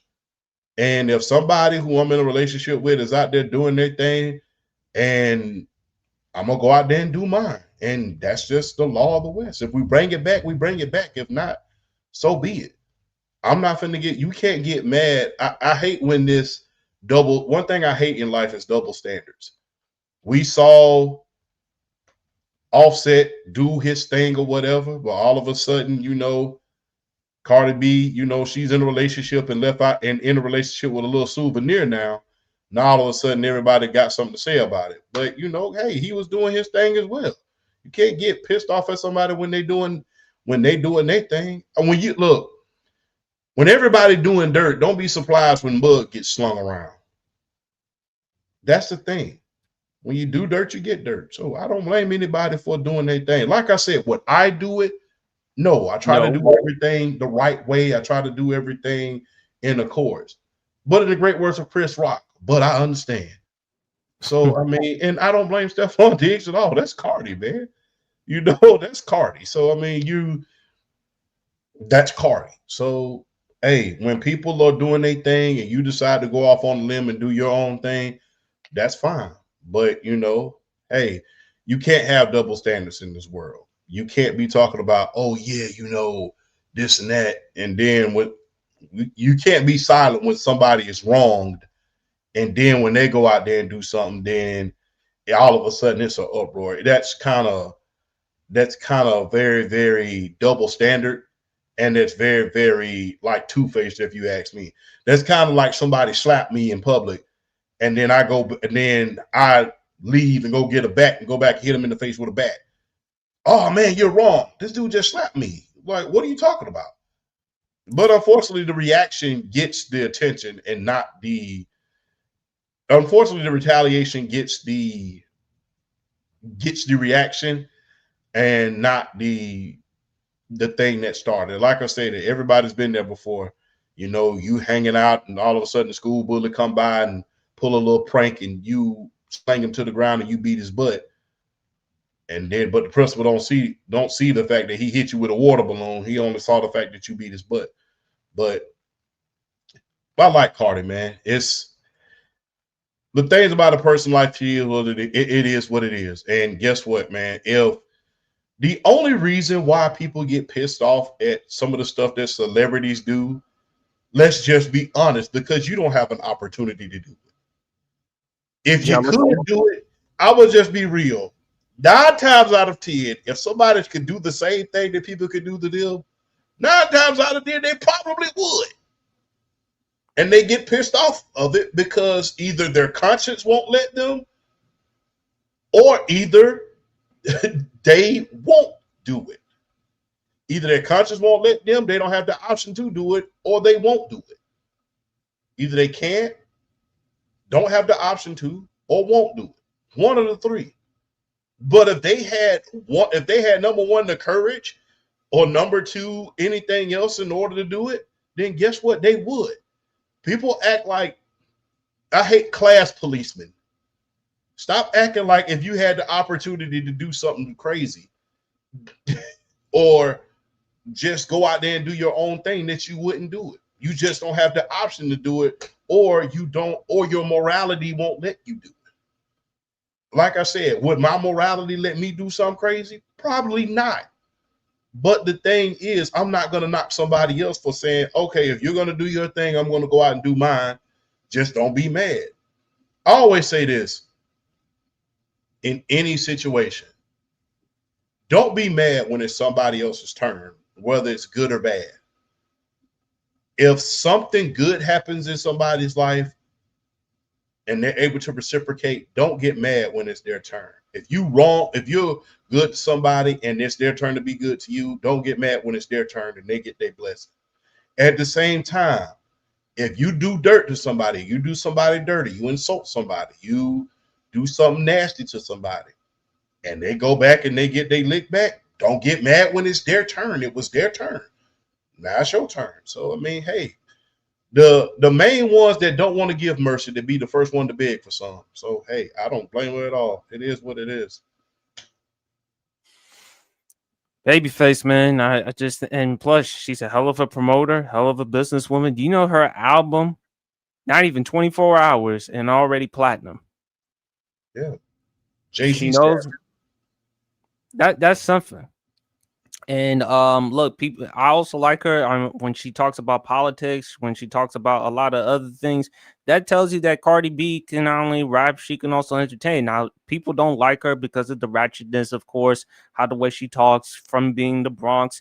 But you know what? She's showing you she's a multitude of things. And that's what really sells with Cardi B. And look, hey, but unfortunately, Champ, to your point with the double standard, my therapist always tells me there's always a double standard when men do things, as you mentioned, compared to how women do things. So, and unfortunately, with Cardi, she has that perception. But I say babyface because I think she does a lot of good things for the community, a lot of good things for people. And, you know, she just also, I'm being biased. Hell, I mean, I'm a Libra. She's a Libra. So I'm going to give Libra love. Plus, you're a Libra as well yourself, champ. Yeah, I am. I didn't really start paying attention to that until you and a lot of my friends started saying stuff like, and I started really looking it up because, you know, I didn't really know. I'm old, so I do old things. So, but yeah, I'm not finna get mad at somebody for going either you getting your lick back or you want to be happy. I mean, either or. She's enjoying her best life. And that's You all you look, can't really blame her for. I mean, exactly. she's enjoying her life. Let her live it.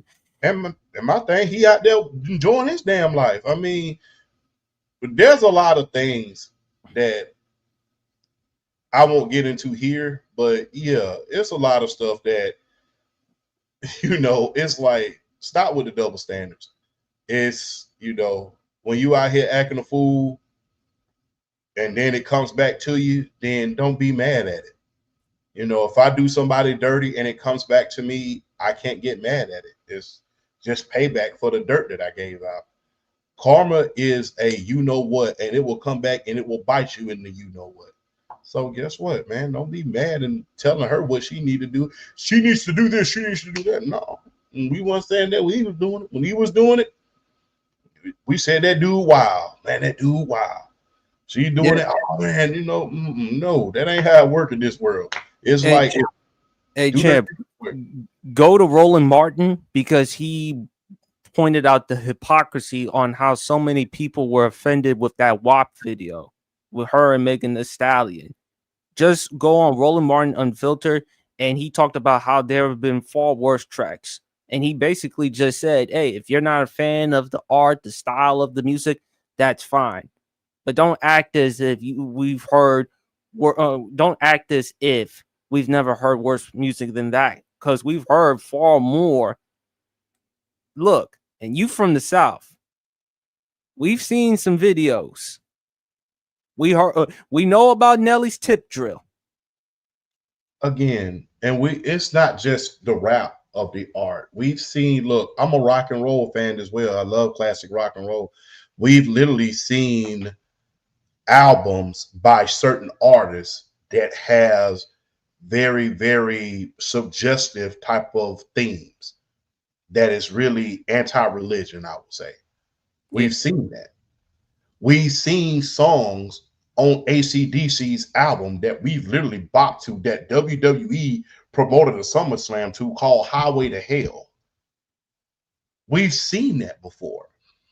We've literally seen certain rock videos where things happen and we don't agree with it. We've seen Marilyn Manson. We've seen Eminem videos. So the thing is, during that, Madonna's Justify My Love. exactly. You know, she sampled that from Public Enemy, by the way. No wonder why she loves the brother so much. Yeah, she sampled that from Public Enemy. Lenny Kravitz, in fact, produced that. Yeah, Interesting. Lenny Kravitz produced that. In fact, you know, because one of the producers of because their song had so many producers, they sampled that song on the second album called, the song that they sampled was called Security of the First World, S1W. And if you really listen to Security of the First World from Public Enemy and listen to Justify My Love, it sounds exactly the same. And in fact, one of the producers from Public Enemy sued Lenny Kravitz and Madonna for that. Wow. So yeah, I mean, one of the producers, it wasn't Chuck D or one of the guys, it was, you know, one of the hidden producers of it. But yeah, go back and check that out. If you know, him and Chuck D and Lenny Kravitz actually had a little beef going on because of that. But I'll go check it out. But yeah, and I'm full of useless facts. My bad. I'm full of useless facts. But we agree, Cardi B babyface, because again, Cardi B is a babyface. And for people who saying that just because you know you're ratchet or whatever, you can be a multitude of things. I am a multitude of I know that because I'm a multitude of things. On here, I am a character. I tell jokes. I do this. I do that to make the show entertaining. In certain walks of my life, I'm very, very serious. And guess what? When it's time to be serious, I am. So just because somebody doesn't fit the mold of the button-up suit person or the button-up suit woman doesn't mean they can't have an opinion about politics, doesn't mean they can't have an opinion about society or live their best life. We've seen too many of those button-up type of guys go out there and live their best life and not a word is said. So just because you have a suit doesn't mean you have more of a right to say anything else about what's going on in society or anything else than someone who's wearing a dress just because it's see-through. Remember, the devil wears many masks. Just because you wear a suit doesn't make you any better. And I'll rest my case there. All right, let's move on. Favorite Santino Marella moment. His WWE debut when he won the Intercontinental Championship against Umaga. Of course, with help from the great Bobby Lashley. Him and Akon. When he was freestyling, and then Akon was in the event. But I always like Santino Marella. Him and Mick Foley. Remember when Mick Foley had the Taco versus?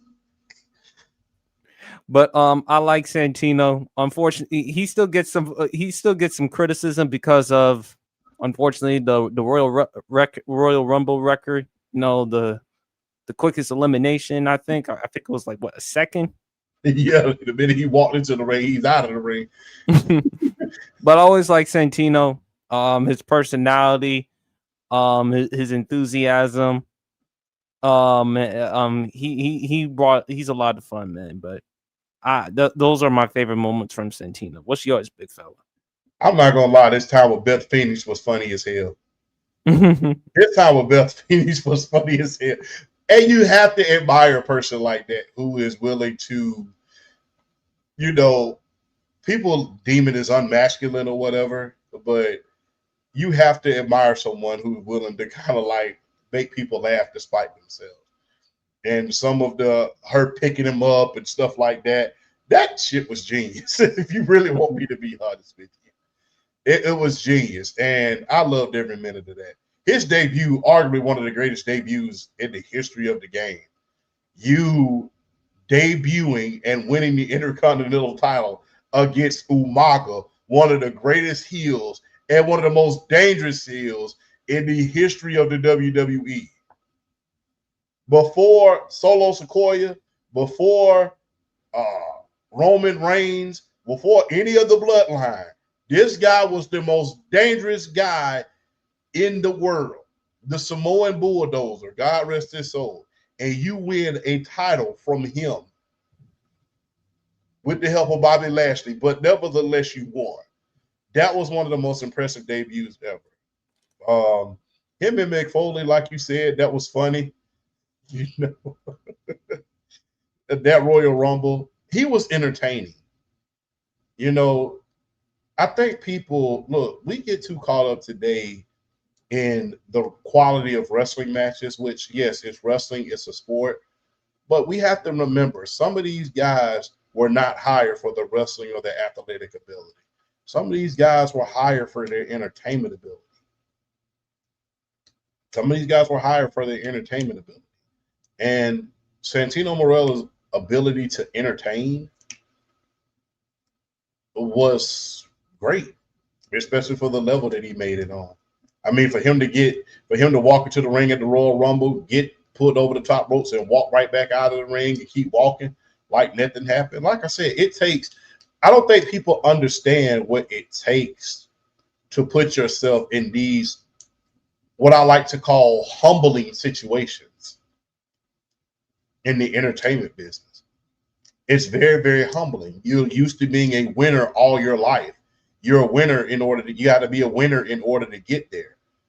But in order to make everybody laugh, in order to make sure everybody is entertained, because, you know, wrestling and putting on a 1 hour match may not be your strong suit. So you put on the entertainment hat to put yourself in some situations where you're the butt of jokes at times. It takes a lot of strength in order to do that. And I think a lot of wrestlers, a lot of sports entertainers get sold short because they're not able to put on a 1 hour match, but because they were entertaining, they always get a lot of flack against them. Look, respect the guys and respect the women who are able to make you laugh despite themselves.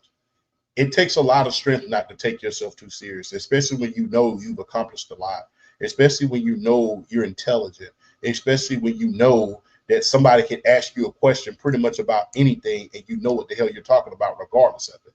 It takes a lot of strength to be the humble person. So respect to Santino Marella. I'm glad that he was able to do that and make people laugh despite himself. So good job. He also took one hell of a Stone Cold Stunner, though. Yes, he did. That was good. But it kind of reminds me of you, champ. He doesn't take himself too seriously. That's the thing. He likes to. Hey, I can't take myself that serious. I never want to be deemed as I'm already 6'1", and at my peak, when I was at fighting shape, I was 250. I didn't want people to be afraid when they came around me. I want people to understand that this is a safe place. I didn't want that whole stigma on me of being this angry ass fighter, being an athlete. I wanted to be the safe place for a lot of the people who was around me. I wanted the people who was around me to feel safe. So yeah, of course I make jokes in order to make people feel safe. I want you to feel safe.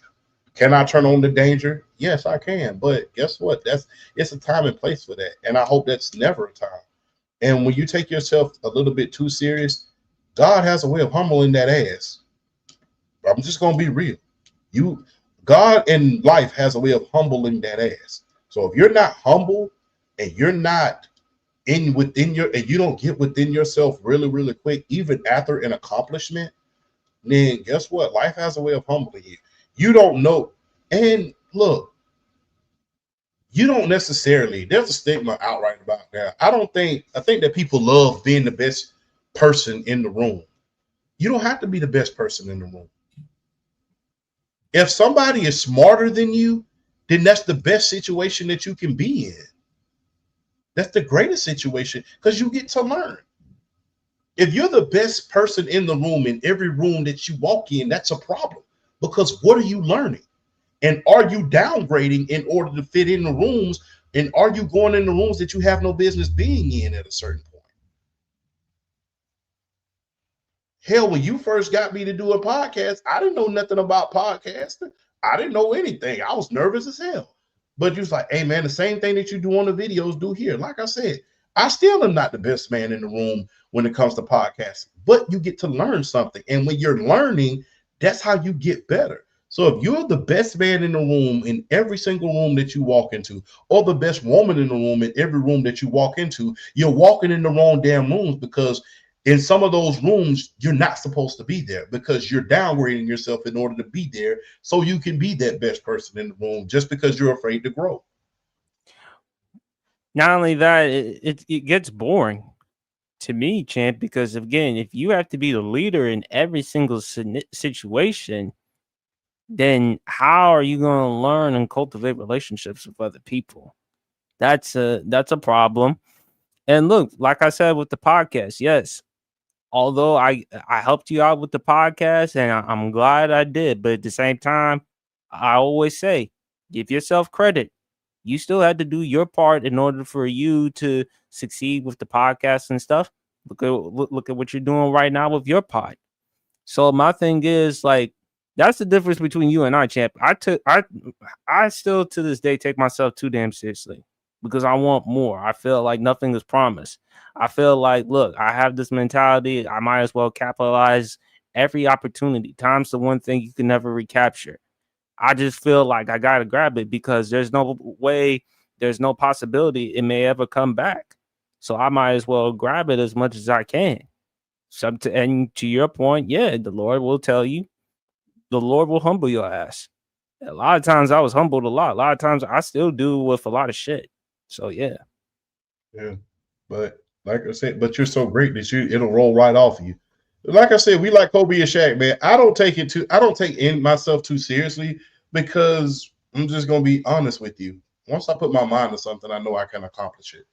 Right. And it's not to blow a smoker up my own butt, but I know I can accomplish it. So if I know I can accomplish it when I'm doing what I'm supposed to behind the scenes, I'm not going to take that serious mentality that I have in approaching things in front of people, because guess what? I don't, like I said, I like to be the safe place when it comes to everybody. I want people to feel safe. It's like, hey, this is a safe place. You know, we can all talk. We all friends here. Is that a detriment at times? Yes, it is. But it's often more of when you are approachable and you are likable, that is something that you can't replace. Everybody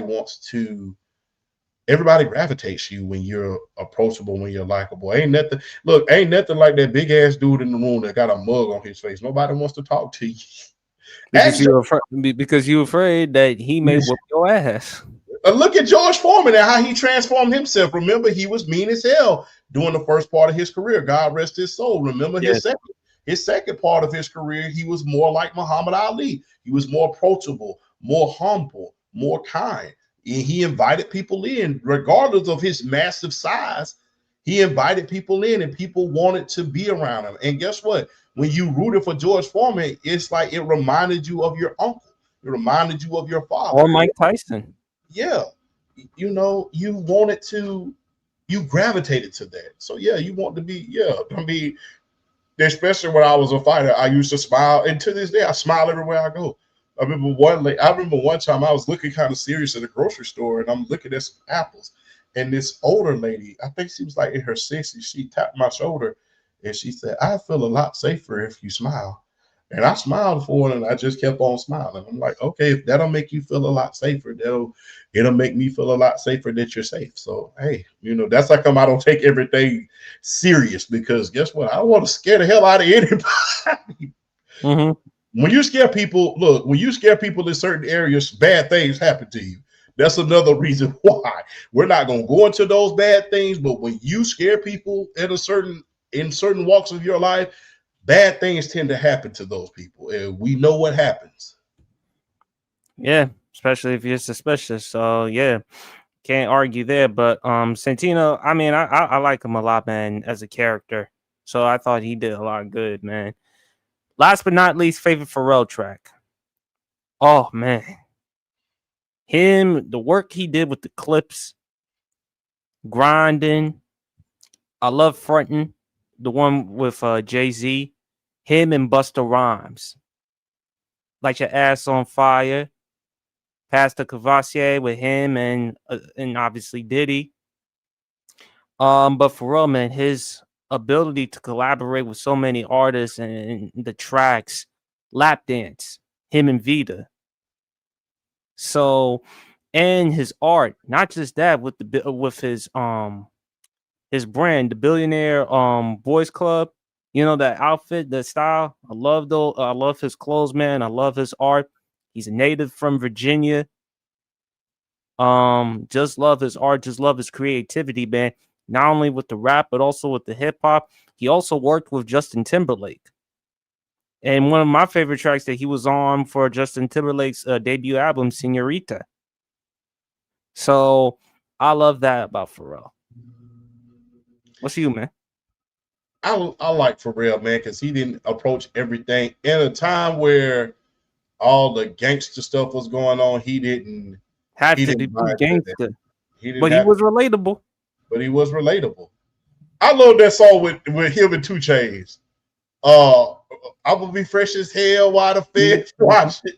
You know, they actually made a meme about that, and they put Frank Lucas on the cover of the meme.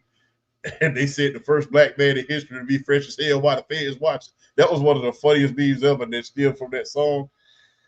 I'm not gonna lie. There's so many songs. If you really look at the producers of the late 90s, early 2000s, the Neptunes got to be right up there.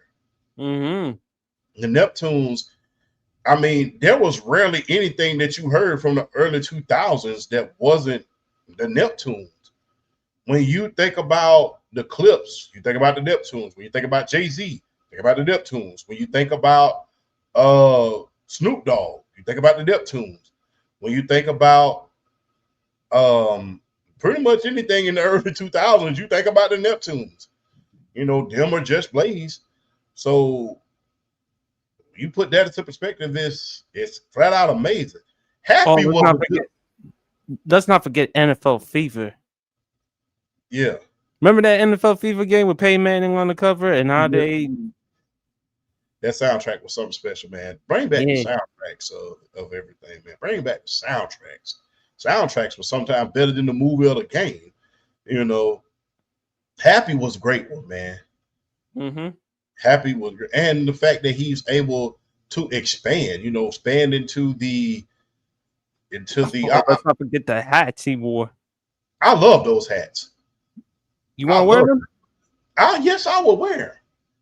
I would wear them. I would literally wear them. I know I put the black shirts and the black and the do-rag and stuff like that. Those are trademarks for the show. But outside of the show, I try to expand a little bit more with fashion, man. A lot of the stuff that you follow, I kind of copied it from you a little bit and kind of follow it well. Like the hats that Cam Newton be wearing, I would slick with that shit.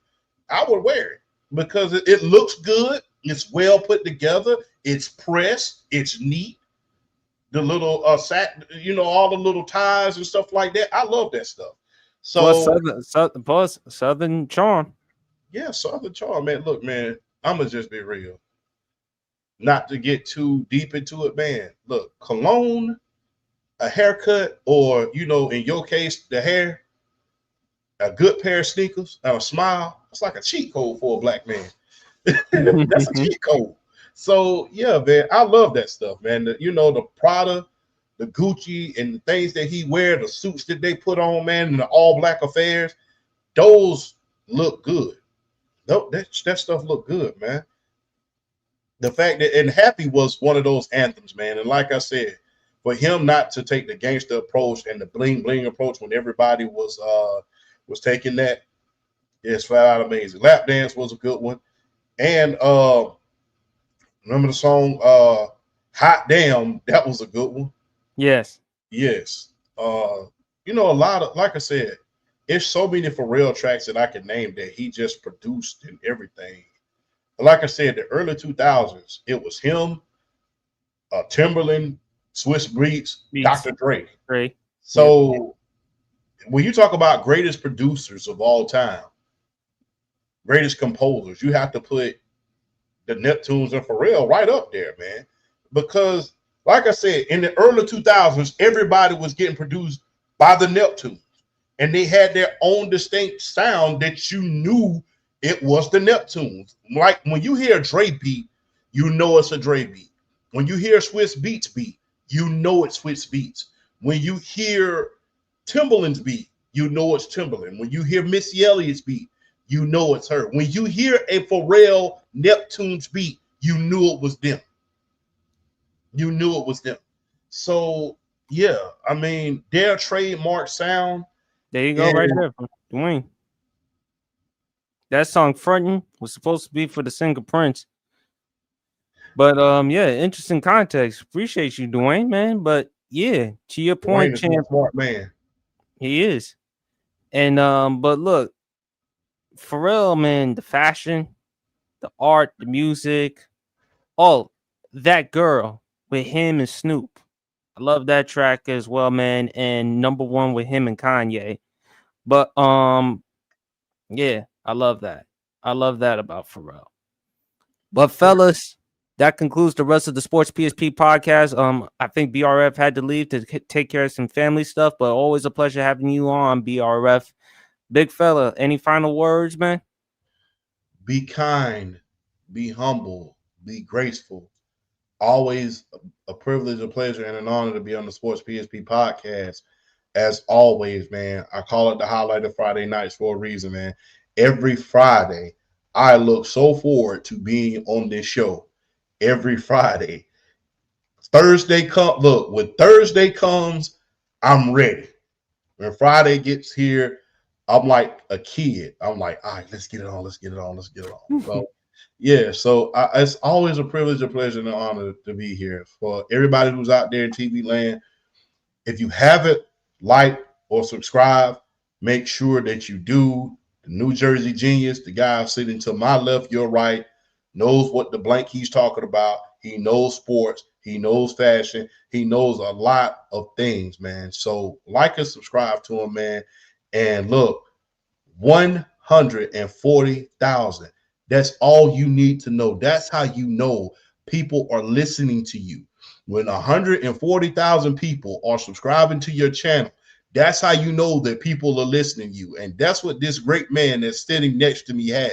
140,000 people following him on YouTube, man. Our big ups to you, man. You have the gift of gab. You have the gift of speech. You have the gift of ideas. And as evident with me, BRF, and many others, you have a gift for being a talent scout. So I salute you, man. Keep doing what you're doing. For everybody else, be humble, be kind, and don't be mean-spirited, man. Those are the worst things that you could be. And don't wake up in a bad spirit or ungrateful in the morning. That's a bad thing.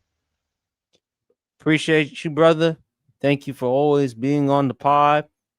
Shout out to a lot of great people. Brandon from the block.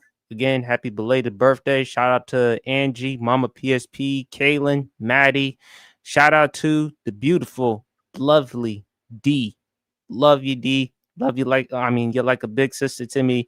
And also, shout outs to my professor from Montclair State University, Jennifer Lazarus. Thank you for helping me during my time, although it was only short, but thank you for making me realize what a gift I have as far as with podcasting and so much more. Everyone, just enjoy the rest of the weekend. Please be safe. Enjoy some college football. Enjoy some football this weekend. Enjoy some WNBA playoffs. Please enjoy the rest of your weekend. Stay safe. Stay hydrated. And we is out. Peace.